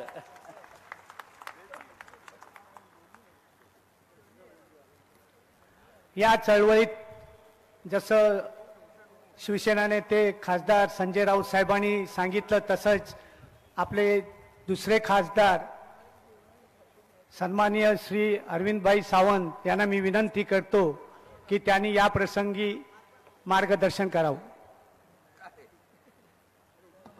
विश्रांती घ्या बोलल्यावर धडाधड उठले सगळे लोक. सध्या विश्रांतीचीच वाट पाहतात. महाराष्ट्राचं आराध्य दैवत छत्रपती शिवराय, या देशाचे संविधान करते, भारतरत्न परमपूज्य डॉक्टर बाबासाहेब आंबेडकर, समाज सुधारक, अष्टपैलू व्यक्तिमत्व श्रद्धेय प्रबोधनकार ठाकरेजी, आणि तुम्हा आम्हा सर्वांच्या धमन्यांमध्ये मराठीचा श्वास दिला, ध्यास दिला, हिंदुत्व रोमारोमात भिनवलं, संघर्ष करायला शिकवलं, स्वाभिमान दिला, ते वंदनीय हिंदू हृदय सम्राट शिवसेना प्रमुख श्रीमान बाळासाहेब ठाकरे आणि तुम्हा आम्हा सर्वांच्या लाडक्या मा सौमिनाताई ठाकरे यांना आदरांजली अर्पण करतो. आणि आज स्थानीय लोकाधिकार समिती महासंघाचा सुवर्ण महोत्सवी अधिवेशनाला आदरणीय उद्धवजी येणार आहेत, मार्गदर्शन करणार आहेत. पण आता ज्यांनी दणदणीत असं मार्गदर्शन केलं, खरं तर चिरफाड केली, मी वाट पाहतोय पुढच्या रविवारची रोकटोकची. त्या रोकटोक मध्ये ही कविता सुरेश भटांची अशीच्या अशी छापून आली पाहिजे, जमली तर उभ्या महाराष्ट्राला दिली पाहिजे. ती सन्माननीय शिवसेनेचे नेते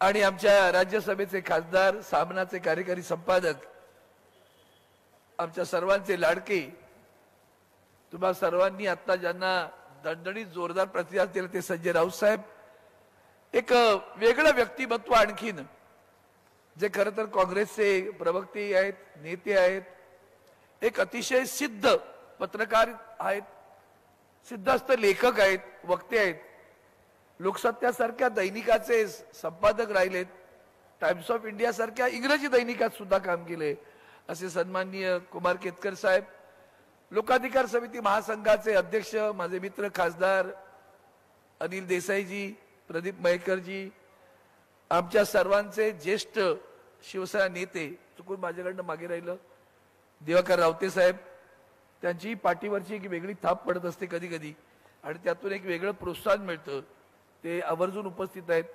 लोकाधिकार समिती महासंघाचे सर्व प्रमुख पदाधिकारी आणि उपस्थित निष्ठावंत शिवसैनिक बांधवांनो, भगिनींनो, मातांनो, मी जाणीवपूर्वक तुम्हाला निष्ठावंत म्हटलं, त्याचं कारण आता सगळे निष्ठावंत भरपूर आहेत, पण निष्ठावंत तुमच्यासारखे फार कमी आहेत. आणि त्या निष्ठावंत शिवसैनिकांना मनापासून पहिल्यांदा मी अभिवादन करतो. तुम्ही आज अधिवेशनात, आज रविवार आहे, खरं तर अनेक लग्न समारंभ आहेत, घरातही चमचमीत काहीतरी असेल, पण खणखणीत विचार ऐकण्यासाठी आपण इथे आलेला आहात.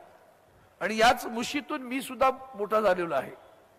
आज मला एक आनंद वाटतो. खरं तर इतके दिग्गज बॅट्समॅन बॅटिंग करून गेल्यानंतर नाईट वॉचमॅनला यावं लागतं कधीतरी. मी खरं तर नाईट वॉचमॅन म्हणून आलेलो आहे, कारण यांनी आपले विचार सगळ्यांनी मांडलेले आहेत. पण तरी सुद्धा मला निश्चितपणे सांगावंसं लागेल की तुमच्या इथे बसलेल्या सगळ्या, आणि काही आता जरा उठून गेले ते सगळ्यांना सांगेन, तुमच्यातली रग आहे ना ती कमी होता कामा नये.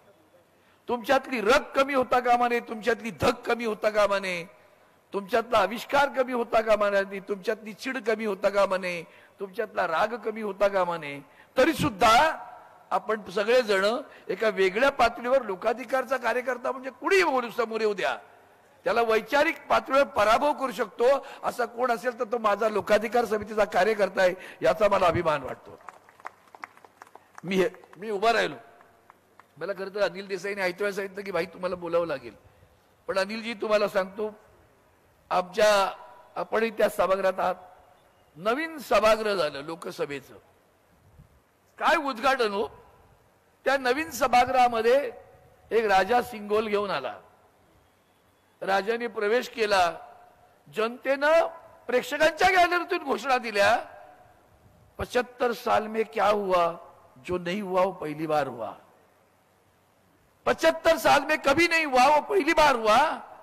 प्रेक्षकांच्या गॅलरीतून मोदी मोदी अशा घोषणा दिल्या गेल्या, नटनट्या आणून बसवल्या होत्या. हे जे आता सगळं केंद्रीभूत राजकारण सुरू आहे ते आपण समजून घेतलं पाहिजे. आणि सगळ्यात मोठी गोष्ट कोणती घडली तर 2 युवा तरुणांनी आमच्या त्या नव्या लोकसभा सभागृहामध्ये उड्या मारल्या. सुदैवानं मी तिथं होतो. मी एका मंत्र्याबरोबर याच विषयावर बोलत होतो आणि बोलत असताना माझं लक्ष त्या गॅलरीकडेच होतं, कारण ते माझ्या उजव्या बाजूला बसलेले होते आणि 2 तरुण उभे राहिले. पाहता पाहता उड्या मारल्या. उड्या मारून माकडासारख्या उड्या धडाधड बेंचेसवर मारत गेले आणि पटकन धूर यायला सुरुवात झाला बूट काढल्याबरोबर. आणि मग कळलं की ती मुलं कशासाठी आली. ती मुलं बेरोजगार होती म्हणून आली. त्या मुलांना रोजगार नाही, नोकरी नाही. इंजिनियर झालेला मुलगा, त्याचा पास सुद्धा कोणी दिला, भारतीय जनता पक्षाच्याच खासदारांनी त्याची शिफारस केली होती. त्यांच्या अंगलट आलं. ते जर दुर्दैवानं कुठल्या दुसऱ्या खासदाराने दिलं असतं तर केवढा गदारोळ देशात माजवला असता ते पहा. काल परवाकडे त्या मुलांनी कोर्टात सांगितलं की आम्हाला विजेचे शॉक दिले जात आहेत. कबूल करा आणि सांगा, दुसऱ्यांची नावं सांगा. मला आश्चर्य वाटलं आणि तेव्हा मला सहज पटकन मला माझी चळवळ आठवली. जगाच्या पाठीवर स्वतःचं पोट भरलंय, स्वतःला चांगली नोकरी मिळाली, छान जीवन जगता येईल, पण स्वतःची नोकरी धोक्यात टाकून आपल्याच भाऊ नव्हे, बहिणी नव्हेत, आपल्या मराठी बांधवांसाठी कोणी असू द्यात, जात पात धर्म प्रांत, ती कुठली मुलं असतील पण ती ह्या महाराष्ट्राची भूमिपुत्र आहेत, त्यांना नोकऱ्या मिळावा म्हणून स्वतःची नोकरी धोक्यात घालून काम करणारा असा एकदम जागतिक दर्जावर वेगळा कार्यकर्ता उभा करणार, तो वंदनीय शिवसेना प्रमुखांच्या लोकाधिकार चळवळीतून उभा राहिला. त्याच्यासारखी मोठी अभिमानाची गोष्ट नाही. साधी गोष्ट आहे का. घरातली बायको पण सांगेल कसले नसते उपद्व्याप करते, नोकरी गेली तर काय करणार आहात. धोक्यात घातलं, मार खाल्ले. मला आजही आठवण येते. अनिलजी मी कधी याचं कौतुक करण्याचं बोललो नाही. केतकर साहेब, आमच्या एमटीएल मध्ये ज्युनियर इंजिनियरची नोकर भरती, काही काही किस्से म्हणजे सगळ्यांनी ऐकण्यासारखे आहेत. त्या ज्युनियर इंजिनियरच्या नोकर भरतीसाठी सुदैवानं एमटीएल झालं होतं, कॉर्पोरेट झालं होतं, गव्हर्नमेंट नव्हतं. आणि नोकर भरतीसाठी त्यांनी अर्ज मागवले, अर्ज आले, कुठलीही लेखी परीक्षा नाही, कुठलीही मुलाखत नाही, आणि त्या मुला मुलींच्या मेरिट लिस्टवर कॉल केले गेले. आता मेरिट लिस्टवर कॉल केल्यानंतर 350 ज्युनियर इंजिनियर भरायचे होते. त्या मेरिट लिस्ट मध्ये एकही मराठी मुलगा नाही, एकही मराठी मुलगा नाही, मुलगी नाही. आम्ही पाहिल्यानंतर आम्ही समजून सांगितलं, साहेब आम्ही धोक्यात घातल्या. तेव्हा आता हे बघताना वाटतं कसं काय करू शकलो तेव्हा, पण एक वंदनीय शिवसेना प्रमुखांची प्रेरणा आणि त्या प्रेरणेमुळे आम्ही जनरल बँकच्या ऑफिसमध्ये घुसलो. आतमध्ये सुट्टी असताना रात्री जाऊन सगळ्या फाईल काढल्या, माहिती घेतली, कागदपत्र घेतली आणि आंदोलन छेडलं. त्यांनी परीक्षा घ्यायचं ठरवलं. मी तिथं गेल्यानंतर आम्हाला आमच्यावरचे काही लोक होते पण दूर गेले. मला पकडलं गेलं आणि मी मध्ये एकटा उभा होतो. SRP होती साईडने बाजूने. आता जोडणार DCP होते कोणीतरी, मला आता नाव नाही आठवत त्यांचं. ते आले, तुम्हाला सगळ्यांना आता आम्ही जेलमध्ये घालणार. म्हटलं घाला. का पुढे मी वंदनीय शिवसेना प्रमुखांच्या विचाराने एकच शब्द, साहेब माझं काय जात आहे हो, माझ्या कोणा भाऊ बहिणीला नोकरी लावायसाठी नाही करते, तुमचीच मुलं आहेत त्यांना मिळणार नाही. कल्पना आहे का तुम्हाला काय झालंय ते? एकही मुलगा मराठी नाहीये त्याच्यामध्ये, एकही मुलगी मराठी नाहीये. अधिकारी मराठी माणूस होता, आता सारखे अधिकारी नाहीत बरं का. आता गुलाम झालेत सगळे. स्वाभिमानी होता, त्यांनी मला कानात सांगितलं, तू चुपचाप गाडीत बस माझ्या, मी तुला घेऊन चाललोय, मी तुला वाटेत सोड. मला गाडीत बसवलं, वाटेत सोडून दिलं. आणि मग त्या 350 लोकांसाठी काय होत होतं? पहिली मुलं बाहेरची काय येत होती? तर खास करून तमिळनाडूमध्ये तुम्ही परीक्षेत उत्तीर्ण झालात तरी सुद्धा पुन्हा तुमचा क्लास इम्प्रूव्ह करण्यासाठी परीक्षेला परत बसता येतं. आणि मग ती सगळी मुलं म्हणजे आमच्या वेळेला बीएससीला आम्हाला फर्स्ट क्लास मिळालं, आम्हाला केवढं मोठं कौतुक वाटायचं. थोडंसं मिळालं तरी आलं. ती सगळी मुलं 70-80% मिळवलेली मुलं होती, ती सगळी परत परीक्षेला बसून क्वालिफाय झालेली होती. आणि म्हणून त्यांना सिलेक्ट करताना मग आम्ही हे चालणार नाही. आणि मग त्याच्यामुळे आज अभिमानाने सांगेन राऊत साहेब, त्या काळामध्ये 350च्या 350 इंजिनियर्स आमच्या महानगर टेलिफोन एक जात मराठी मुलं भरली गेली. ही लोकाधिकार चळवळीचे यश आहे. आणि सगळ्यात महत्वाचं, त्यावेळेला माधवराव गडकरी लोकसत्तेला संपादक होते, ते पण चौफेर लिहायचे, त्याच्यामध्ये त्याचा उल्लेख आला. नवाकाळमध्ये अग्रलेख लिहिला गेला की लोकाधिकारच्या चळवळीने मराठी माणसाला दिलेला न्याय. आज मला हे आठवते तेव्हा माझ्या मनात अनेक विषय येतात. पण आता मात्र सांगेन, तुम्ही मगाशी अतिशय एक महत्वाचा विषय काढलात, त्याला अगदी संजय राऊत साहेबांनी त्यांच्या स्टाईलमध्ये बरोबर उपास करून टाकला, परफेक्ट, की सगळ्याच कंत्राटी आहेत. आणि त्या कंत्राटी नोकर भरतीमध्ये आम्ही काय करू शकतो? माझ्याकडे ऍक्सिस बँक, मी आता भारतीय कामगार सेनेचा अध्यक्ष आहे, ऍक्सिस बँकची लोक आली, 10 वर्ष पगारवाढ होत नाहीये, मला व्हेंडर सांगतो मी द्यायला तयार आहे, मला बँकेने दिले पाहिजे, बँक चर्चा करायला तयार नाही. आणि या सगळ्या प्रकरणामध्ये मराठी माणसाचं सध्या वाटोळ होत चाललेलं आहे. लाज नाही, लज्जा नाही, शरम नाही, आम्ही सारे गुलाम. आणि ही जी आजचा परिस्थिती आहे, त्या परिस्थितीमध्ये मी इथं बुजुर्ग शिवसैनिक आहेत बरं का, मी बुजुर्ग शब्द वापरतो, लढे दिलेले आहेत, पाठीवर मार खाल्लेला आहे, लोकाधिकारच्या चळवळीतनं मगाशी जो उल्लेख झाला, अधिवेशनं पार पाडलेली आहेत.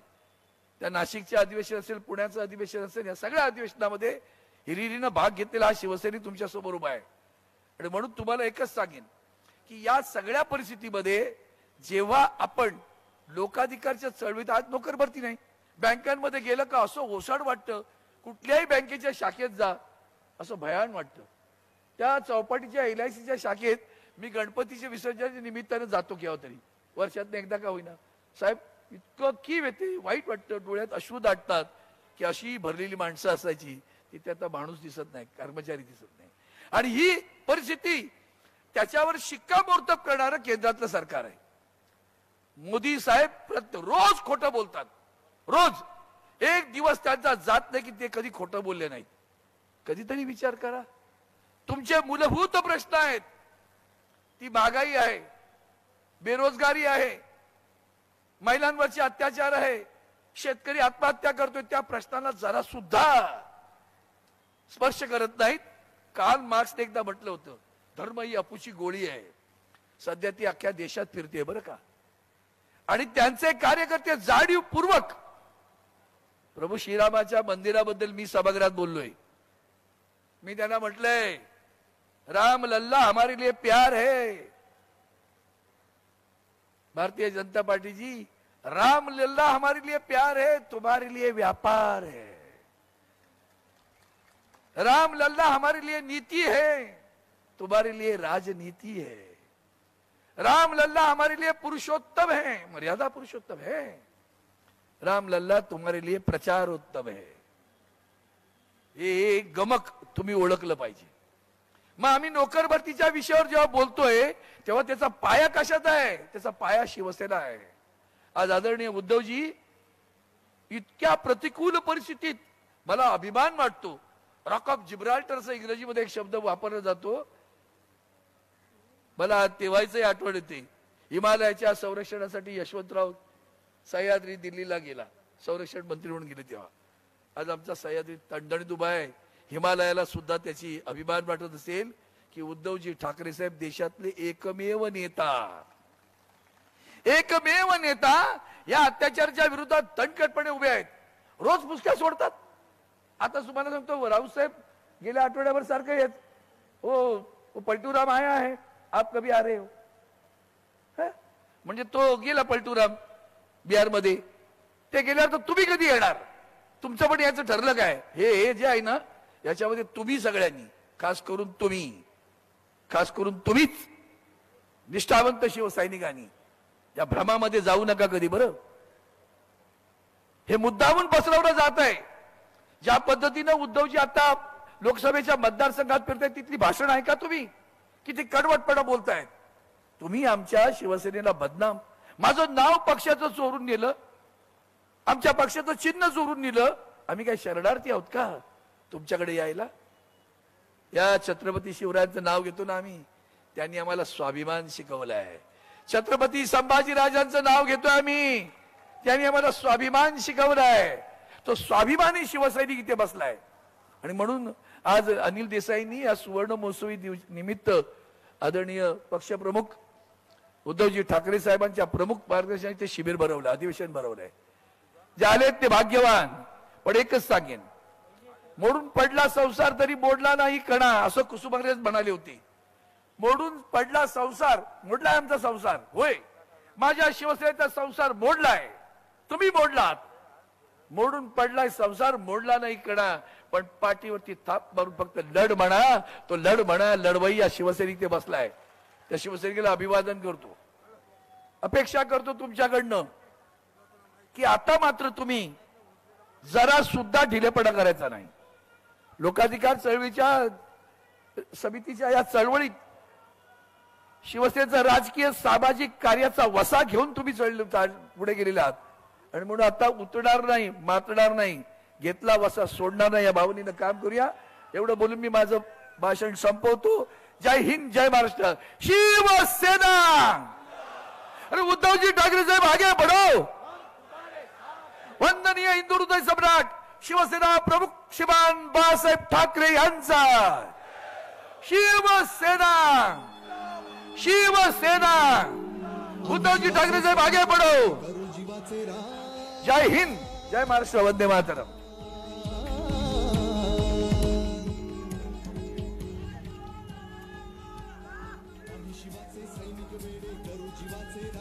सर्वांनी कृपया सभागृहामध्ये बसून घ्यायचं आहे. तसेच व्यासपीठावरील सर्व मान्यवरांनाही विनंती आहे की आपण आसनस्थ व्हायचं आहे.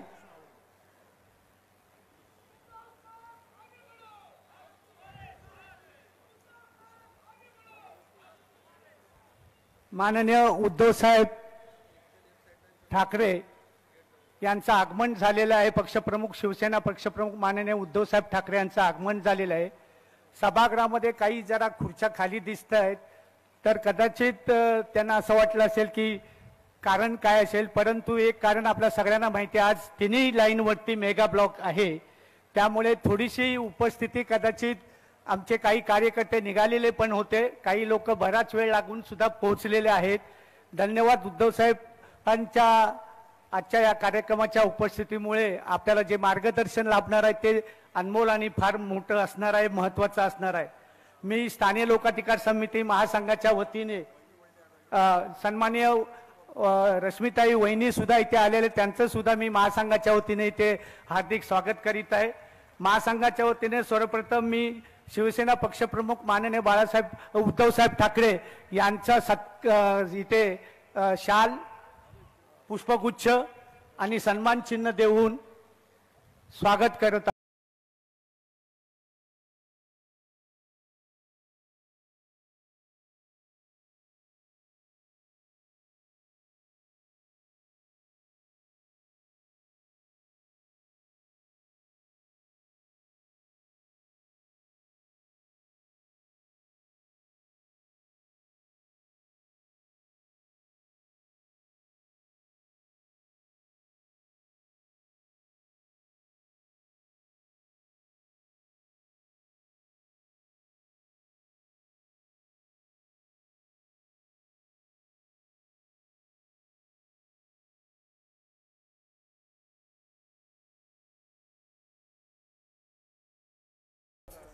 हा ते हा बोल ना बोल.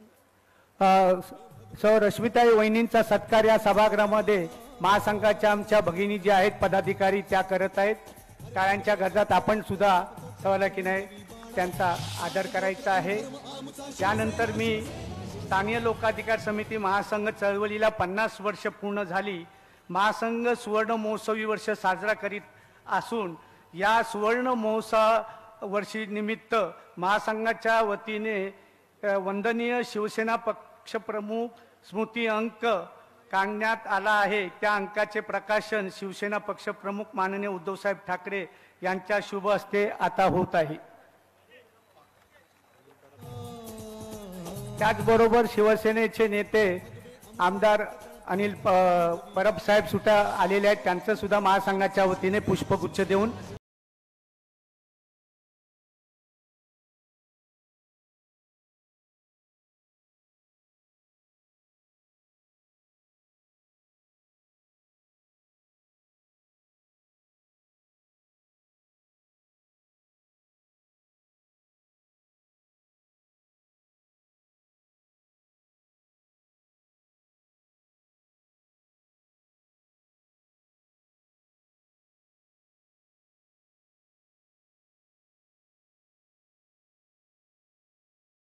साठी आपण या सभागृहामध्ये सकाळपासून सन्माननीय शिवसेना नेते अनिल परब साहेब आमदार यांचा सुद्धा सत्कार महासंघाच्या वतीने शाल आणि गुच्छ देऊन करण्यात येत आहे.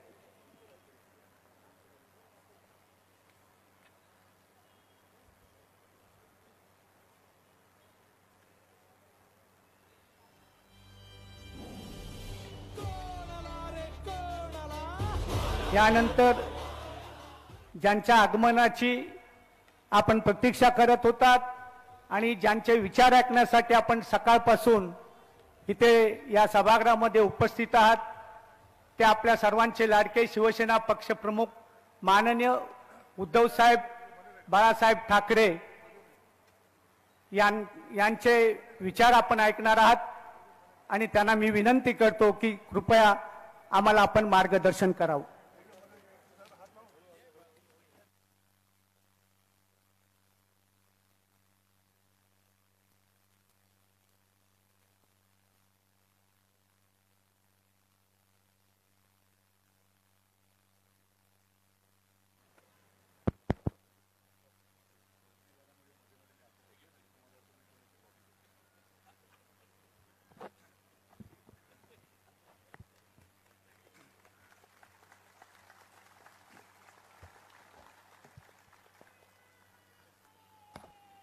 व्यासपीठावरील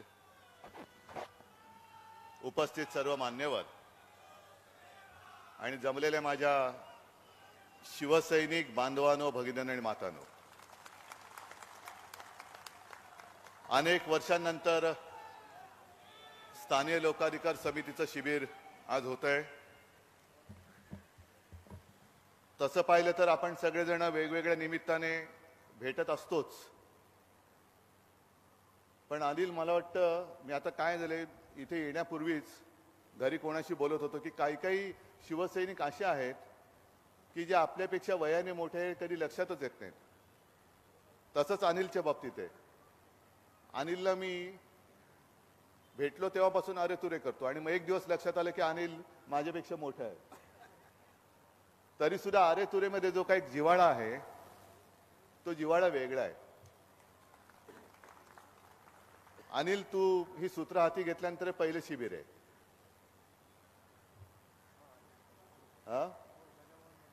नाही, तू कार्य पद्धत आधी आता ही सुरुवात सुधीर भाऊंपासून झाली. त्याच्यानंतरचा इतिहास सगळा तुम्हाला माहिती आहे. आणि 50 वर्षाची वाटचाल त्या मला वाटतं आता जे प्रकाशित आपण अंक केला त्याच्यात आलेली आहे. दिवाकरजी, तुम्ही सुद्धा मार्गदर्शन केलेलं आहे. केतकर साहेब, तुम्हाला खास धन्यवाद देतो.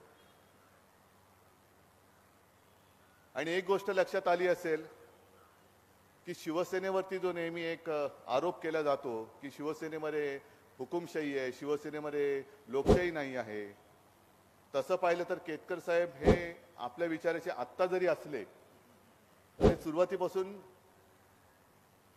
टीकाकार मी म्हणत नाही, कारण टीकाकार म्हटल्यानंतर माझे आजोबा जे सांगायचे की टीका करताना सुद्धा ती अशी असली पाहिजे की ज्याच्यावरती टीका करतोय त्याला नेमकं कळलं पाहिजे की माझं काय चुकतंय. नुसतं ओरबाडणं ह्याला टीका नाही म्हणत. आता सध्या जे काय चालू आहे ते ओरबाडणं सुरू आहे. आणि मग स्थानिक लोकाधिकार समितीची स्थापना का झाली, कशी झाली, का करावी लागली, हे मी पुन्हा त्याचं काही सांगत नाही. थोडा माझ्यासमोर प्रश्न असा पडला की एवढे सगळेजण बोलल्यानंतर मी काय बोलायचं, माझ्यासाठी बोलायला काही विषय शिल्लक राहिलेत का.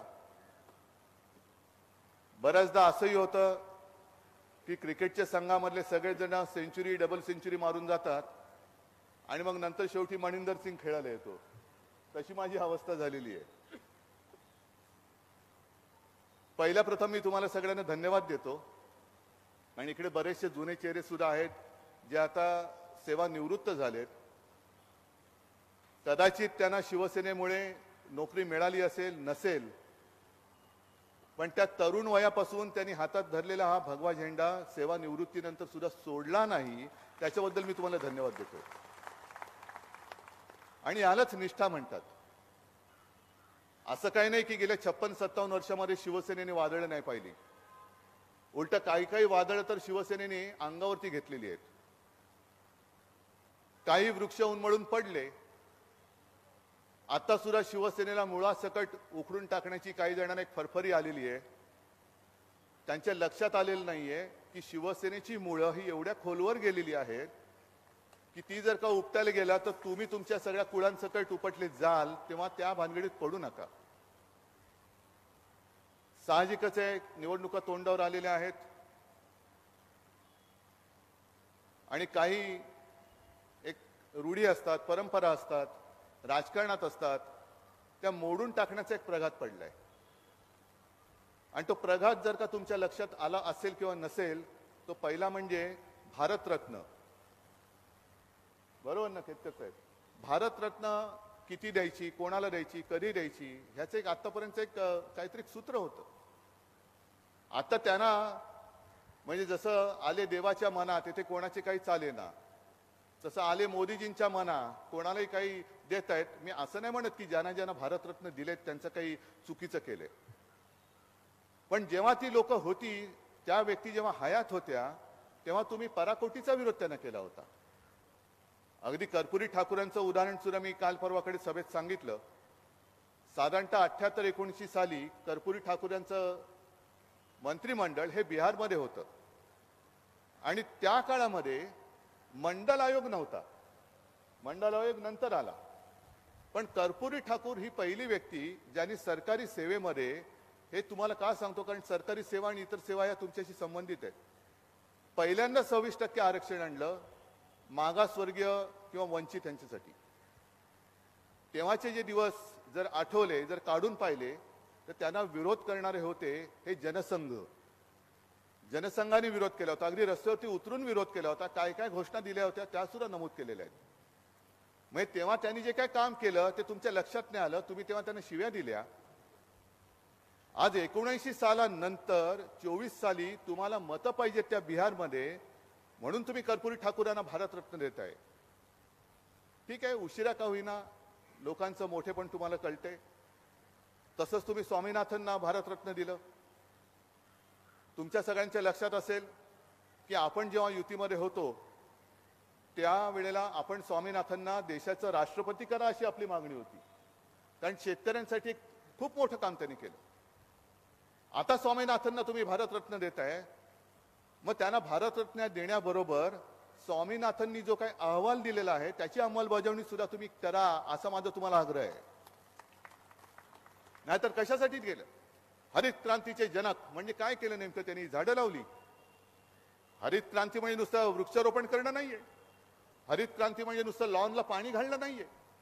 तर जो खरा हरित क्रांती करणारा आपला शेतकरी आहे, त्या शेतकऱ्याला जगवणं, झाड जगवणं हे वेगळं, पण झाड जगवणाऱ्याला जगवणं हे काम त्या स्वामीनाथननी करायला सांगितलं होतं. ते न करता तुम्ही त्यांना भारतरत्न देतात, हा पोकळपणा आहे. हा पोकळपणा सगळ्यांच्या लक्षात येतोय.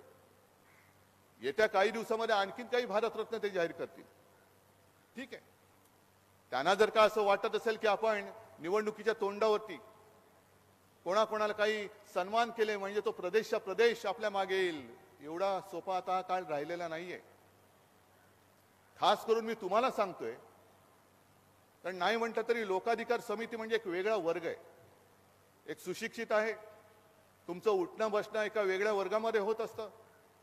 काही वेळेला माझ्या असं लक्षात येतं की जो साधा शेतकरी किंवा गावकरी जे बोलतो त्याला जे काय कळले ते आपल्या शहरी भागात सुशिक्षित लोकांना अजून कळले की नाही हा एक प्रश्न पडलेला आहे. म्हणजे आता सुद्धा माझ्या फोनमध्ये 1-2 फोन असे कोणी कोणी मला रेकॉर्ड पाठवलेले आहेत. एकतर भाजपाकडे अनेक म्हणजे करोडो रुपये आहेत. आजच पेपरमध्ये बातमी आली की आता 24 सालामध्ये 23-24 मध्ये सगळ्यात जास्त निवडणूक रोखे 1300 कोटी हे भारतीय जनता पक्षाला मिळालेले. पैसा अमाप आहे. भाडोत्री लोक खूप आहेत. भाडं दिलं की काही मिळतं, खुर्च्या पण मिळतात आणि माणसं पण मिळतात. आणि भाड्याच्या एजन्सीज त्यांनी लावून फोन सुरू केलेत. म्हणजे कोणालाही फोन येतो की आपलं नाव अमुक अमुक काय का, हो बरोबर आहे. मग तुम्ही इकडे राहता का, हो बरोबर आहे. मग तुम्ही भाजप मोदी सरकारला तुम्ही मत देणार का. मग ते शेतकरी किंवा ते गरीब लोक विचारतायत की पहिलं मला सांगा की मोदी सरकार आहे की भारत सरकार आहे. मोदी जे काय खर्च करतायत म्हणजे हे माझ्याकडे रेकॉर्ड आहे म्हणून मी बोलतोय, माझं मत तसंच आहे, पण मला फोन नाही आलेला. मग त्या एका गरीब माणसाने विचारलं मोदी सरकार म्हणताय, मोदी सरकार म्हणून जे काय खर्च चाललाय ते मोदी त्यांच्या खिशातून करतायत का. हा माझा देशाचा पैसा आहे, हा माझ्या भारत सरकारचा पैसा आहे. आणि ज्या योजना तुम्ही सांगताय त्या योजनांचं गॅस सिलेंडर 2014ला काय होता, आत्ता काय झालाय, काय म्हणून मी देऊ त्यांना मत. म्हणजे एका शेतकऱ्याने तर असं सांगितलंय की आजपर्यंत मी भारतीय जनता पक्षाला मत देत होतो, पण ह्याच्या पुढे एक वेळ मी कुटुंबासकट आत्महत्या करेन पण भाजपला मतदान करणार नाही, हे त्या शेतकऱ्याचं आणि त्या गरीबाचं म्हणणं आहे. मग हा जो काही ही जी काही समज त्या लोकांना आलेली आहे ती आपल्या लोकांमध्ये पसरवणं हे तुमचं काम आहे. एकूण जर का आपण अर्थव्यवस्थेकडे बघितलं म्हणजे हे माझ्याही डोक्यावरनं जातं. पण सध्या एक 4 दिवसापूर्वी दक्षिणेतल्या राज्यांनी दिल्लीमध्ये एक आंदोलन केलं. कर्नाटक मधले गेले होते लोक तिकडे. का गेले होते, कारण त्यांचं म्हणणं असं होतं की आम्ही राज्य म्हणून जो केंद्र सरकारला पैसे देतो, जे पैसे देतो, समजा 1 रुपया दिला तर त्या 1 रुपयात आम्हाला किती मिळतं. आणि काल परवाकडे लोकमत मध्ये बातमी आलेली आहे, सामनामध्ये आली म्हणून तुम्ही त्याची कदाचित म्हणाल सामनाने बातमी दिली.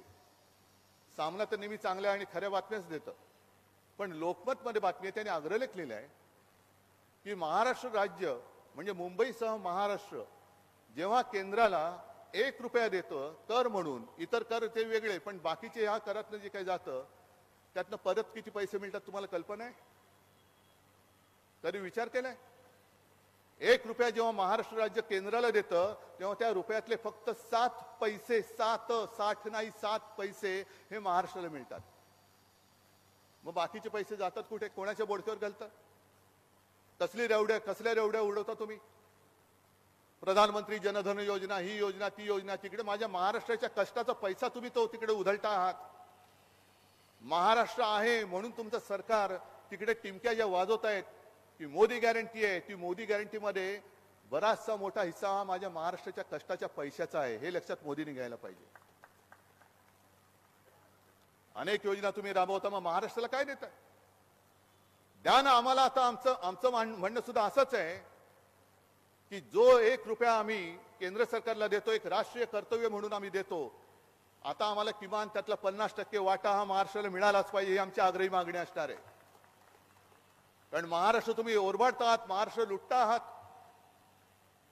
तुम्ही सगळेजण सांगा की पूर्वी तुम्ही नोकऱ्यांसाठी आंदोलन आपण करत होतो, आता आंदोलन करण्यासाठी किती ऑफिसेस मुंबईत राहिलेत, किती कार्यालय मुंबईत राहिलेत. अरविंद तुम्ही तो विषय मांडला असाल की कॉन्ट्रॅक्ट लेबर, ह्याचीच आता म्हणजे सगळं भाड्याने चाललेलं आहे. स्थानिक लोकाधिकाऱ्यांनी मोर्चा काढायचं ठरवलं की इकडे भरती आहे, आम्हाला नोकऱ्या मिळाल्याच पाहिजेत. किती ठिकाणी नोकऱ्या उपलब्ध आहेत ते मला सांगा, मग आपण तिकडे मोर्चा लावूया. एअर इंडियाची आठवण सुद्धा तुम्ही सांगितलं असेल, त्या नंदाच्या कानफटात मारल्यावर कसं मराठी माणसाला दार उघडलेलं. आता एअर इंडियाचं ऑफिस सुद्धा ते घेऊन गेले. म्हणजे मुंबईला पूर्ण खच्ची करून टाकायचं, महाराष्ट्राला पूर्ण लुळपांगड करायचं. आणि त्या पलीकडे महाराष्ट्र जो काय त्याचा कर तिकडे भरतोय तो सुद्धा तुम्ही देत नाही आहात. आता आम्हाला आमचा हक्काचा पैसा पाहिजे आणि केंद्रात सरकार आल्यानंतर हा कायदा बदलण्यासाठी मी स्वतः आग्रह केल्याशिवाय राहणार नाही केंद्र सरकारला. आम्हाला आमच्या हक्काचा पैसा पाहिजे. आम्ही हक्क मागतो आहोत, भीक नाही मागत आहोत. दरवेळेला असे काही प्रश्न आल्यानंतर तुम्ही मग सांगता की नेहरूनी काय केलं, नेहरूनी काय केलं, काय केलं नेहरूनी. नेहरू जाऊन आज 60 वर्ष झाली, बरोबर ना. नेहरूना जाऊन 60 वर्ष झाली आणि नेहरू किती काळ पंतप्रधान होते? 16 वर्ष. मग नेहरू 16 वर्ष होते 60 वर्षापूर्वी.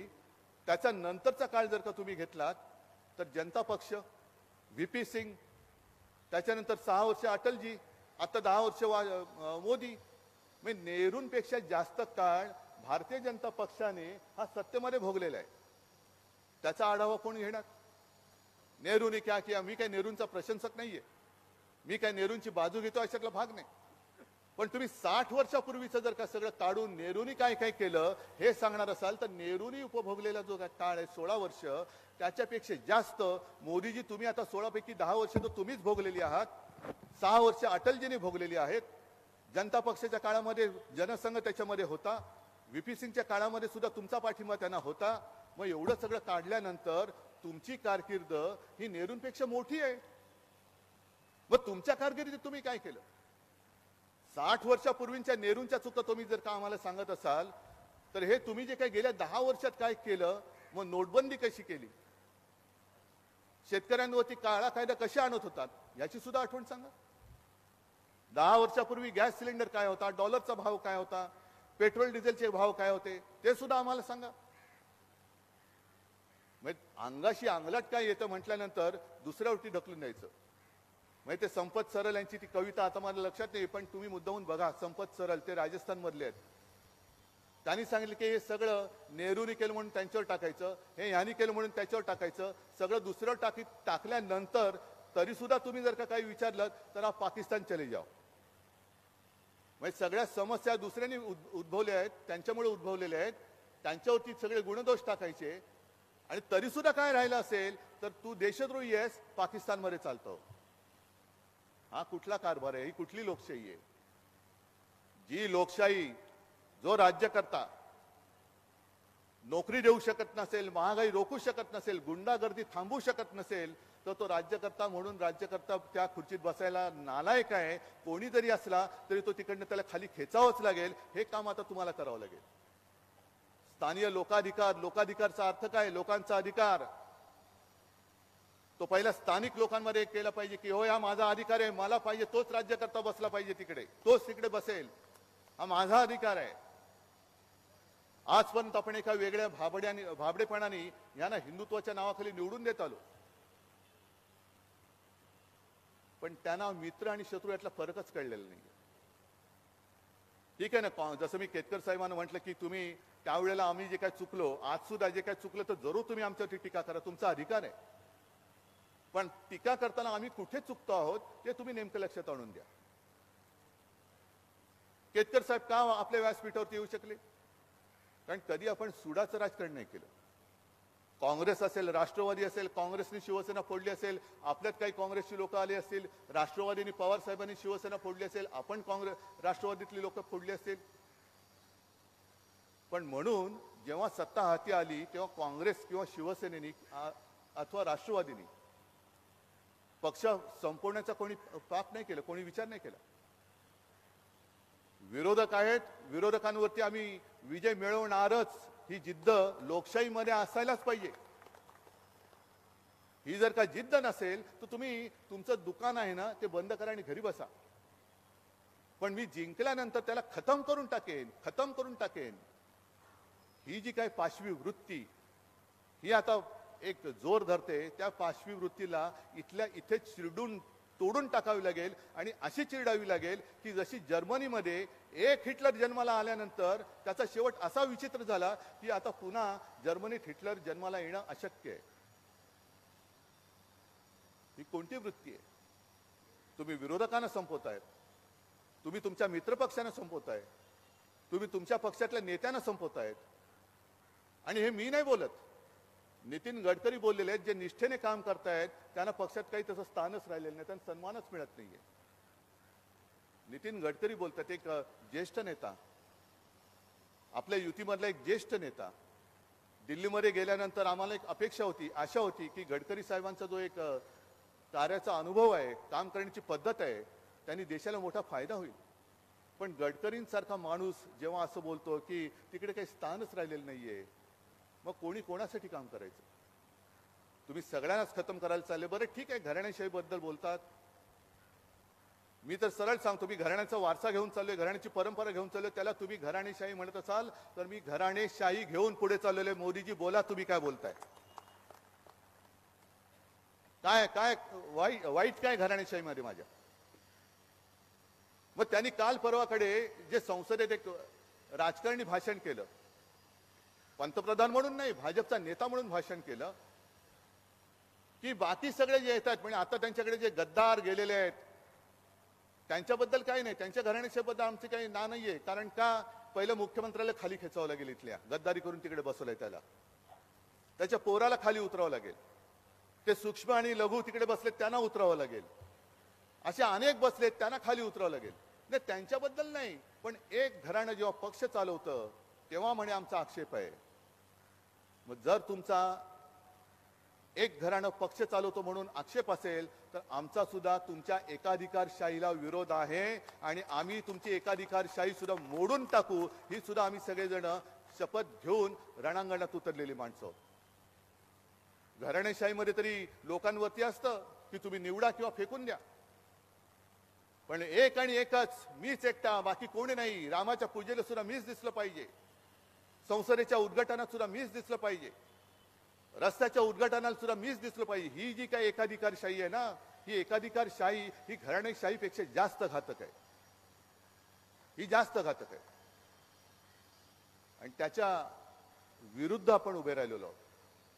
आज हा काही सोहळा तुम्ही करताय, शिबिर आहे, चांगलं आहे, पण तुमच्यासारखी माणसं मला या निवडणूक यंत्रणेमध्ये पाहिजेत, निवडणूक यंत्रणेमध्ये पाहिजेत. अनेक अनेक निवडणुका या स्थानिक लोकाधिकारच्या टीम वर्कने आपण जिंकलेल्या आहोत, टीम वर्कमुळे जिंकलेले. तेच टीम वर्क मला पाहिजे. नाही आहेत आपल्याकडे भाजपा एवढे पैसे नाही आहेत, पण सोन्यापेक्षा जास्त मौल्यवान माझी माणसं, निष्ठावान माणसं ही माझ्यासोबत आहेत, ही माझी संपत्ती आहे आणि हे माझं भांडवल आहे. तुम्ही जिथे जिथे असाल, ऑफिसमध्ये असाल, कुठल्या कॉलनीत राहत असाल, गावामध्ये राहत असाल, जरा तुम्ही वाचता, विचार करता, बोलता, या सगळ्या गोष्टी या जनतेच्या तुम्ही लक्षात आणून द्या की काय चाललेलं आहे, कसं चाललेलं आहे. नुसतं राम मंदिराचं उद्घाटन झालं, जय श्रीराम, आता कुठेतरी चालले त्या तिकडे अबुधाबी का कुठे तिकडे मंदिराचं उद्घाटन करतायत. करा, आनंद आहे. मंदिरं जशी तुम्ही उभारतायत त्याच्याबद्दल आम्हाला आनंद आहे, आम्हाला कुठे असूया नाहीये. पण तिकडे मंदिर उभारलेलं दाखवून इकडे घरं पेटवतायत ना, ते पहिलं थांबवा. म्हणून मी अनेक ठिकाणी बोललेलं आहे की एक नवीन आता लक्षात येते माझ्या की अनेक ठिकाणी मुस्लिम समाज आपल्यासोबत येतोय. म्हणजे मी रायगडमध्ये गेलो, कोकणात गेलो, मराठवाड्यात गेलो, आता उद्या परत मराठवाड्यात जातोय. मुस्लिम लोक मोठ्या प्रमाणावरती येत आहेत, घरी येऊन भेटतायत. आणि मी त्यांना स्पष्ट विचारतो, अरे तुम्हाला कळत नाही, लक्षात नाही का आलं? मी शिवसेनेचा पक्षप्रमुख आहे, हिंदू हृदय सम्राट शिवसेना प्रमुखांचा मी पुत्र आहे, कडवट हिंदुत्ववादी आहे, तरी देखील तुम्ही माझ्यासोबत काय येत आहे? आणि त्यांचं उत्तर एकच आहे की उद्धवजी, तुमचं हिंदुत्व आणि भाजपचं हिंदुत्व याच्यामध्ये फरक आहे, तो आमच्या लक्षात आलेला आहे. तुमचं हिंदुत्व जे आहे ते घरातली चूल पेटवणारं हिंदुत्व आहे आणि भाजपचं हिंदुत्व हे घर पेटवणारं हिंदुत्व आहे. तुमच्यावरती आहे, तुम्हाला घरातली चूल पेटवून पाहिजे, हे आमचं हिंदुत्व आहे. हृदयात राम आणि हाताला काम देणारं आमचं हिंदुत्व आहे. आम्ही हिंदू आहोत, पण हे असे हिंदू आहोत, देशप्रेमी हिंदू आहोत. उगाच आम्ही आमचा छत्रपती शिवाजी महाराजांचा आणि हिंदुत्वाचा भगवा ध्वज घेऊन पुढे नाही चाललेलो. तो ध्वज घेण्यामागे काहीतरी आमचा एक विचार आहे. आम्ही मूर्खपणाने तो ध्वज घेतलेला नाहीये, विचारपूर्वक तो ध्वज घेतलेला आहे. आणि त्या ध्वजामध्ये हिंदुत्वामध्ये छेद करणारे भाजपवाले, धर्माधर्मामध्ये भांडणं लावणारे भाजपवाले, म्हणून माझ्या आजोबांचं एक जे वाक्य होतं की माणसाने धर्म घडवलेला आहे, धर्माने माणूस नाही घडवला, माणसाने धर्म घडवला आहे. आणि माझंही तेच म्हणणं आहे की माणसाने धर्म घडवलेला आहे, तुम्ही धर्माने माणूस बिघडवू नका. धर्म करून जी माणुसकी आहे त्या माणुसकीला कलंक लावू नका. जे हिंदुत्वाच्या नावाखाली तुम्ही पाप करता आहात ते पाप आहे, त्या पापाला आम्ही क्षमा करणार नाही. हे असे जे काही विषय आहेत हे मला अपेक्षा तुमच्याकडनं हे आपल्या लोकांना सांगितले गेले पाहिजेत. खास करून शहरामध्ये तर सांगितले गेलेच पाहिजेत. जे कोणी सेवानिवृत्त झाले असतील त्यांनी अगदी नाना-नानी पार्कमध्ये जाऊन भेटा, लोकांना भेटा, बसा, बोला त्यांच्याशी. इतर ठिकाणी सुद्धा कुठे काही मंडळं असतील, काही वाचनालय असतील, जाऊन बसा, बोला. त्या वाचनालयामध्ये नुसतं वाचून सोडू नका, त्या बातम्यांचा अर्थ त्यांनी नीट समजावून सांगा की नेमकं काय आहे, हे झाल्यानंतर पुढे काय होणार आहे. म्हणजे मी अनेक सभांमधनं, प्रत्येक सभांमधनं अगदी भारतीय जनता पक्ष आणि RSSच्या कार्यकर्त्यांना सुद्धा एक आवाहन करत असतो. आव्हान नाही, आवाहन, की तुम्ही विचार करा. मला RSS बद्दल एक वेगळा आदर नक्कीच आहे, कारण 100 वर्ष होतील आता 25 साली त्यांना. अनेक कुटुंब, अनेक परिवार, त्यांनी कुटुंबावरती अक्षरशः निखारे ठेवून, कुटुंबापासून संबंध तोडून जिथे जिथे त्यांना काम सोपवलं गेलं, मग त्रिपुरात असेल, मेघालयात असेल, पंजाबमध्ये असेल, जाऊन वेळ प्रसंगी मार खाऊन, शिव्या खाऊन RSSचं आणि भाजपचं काम केलेलं आहे. मग त्यांना मी विचारतोय की तुम्ही जे काय केलं, आता जे काय तुमच्या पदरात फळ पडलंय, यासाठी केला होता अट्टहास, हे तुम्हाला असं वाटतंय का की आता हे जे उपरे बाजार गुणगे आमच्या डोक्यावरती बसवलेत, आम्हाला सतरंजा उचलायला लावतायत आणि बाजार गुणगे आमच्या डोक्यावरती बसवतायत, यासाठी केला होता अट्टहास? हे हिंदुत्व तुम्हाला मान्य आहे? आणि जर मान्य नसेल तर मी नाशिकला कुसुमाग्रजांची एक कविता जी सांगितली होती सामान्य माणसाची, त्याच्या पुढचं एक कडवं आहे, त्याच्या पुढचं कडवं आहे की धर्माचा ध्वज, नीट लक्षात घ्या, धर्माचा ध्वज हा ज्या वेळेला अडाण्याच्या हाती जातो त्यावेळेला त्या ध्वजावरून रक्ताचे थेंब ओघळतात, ते रक्त असतं त्या धर्माचंच. आज धर्माचा ध्वज अदानी वेगळा पण अडाण्यांच्या हातामध्ये गेलेला आहे, अडाण्यांच्या हातामध्ये.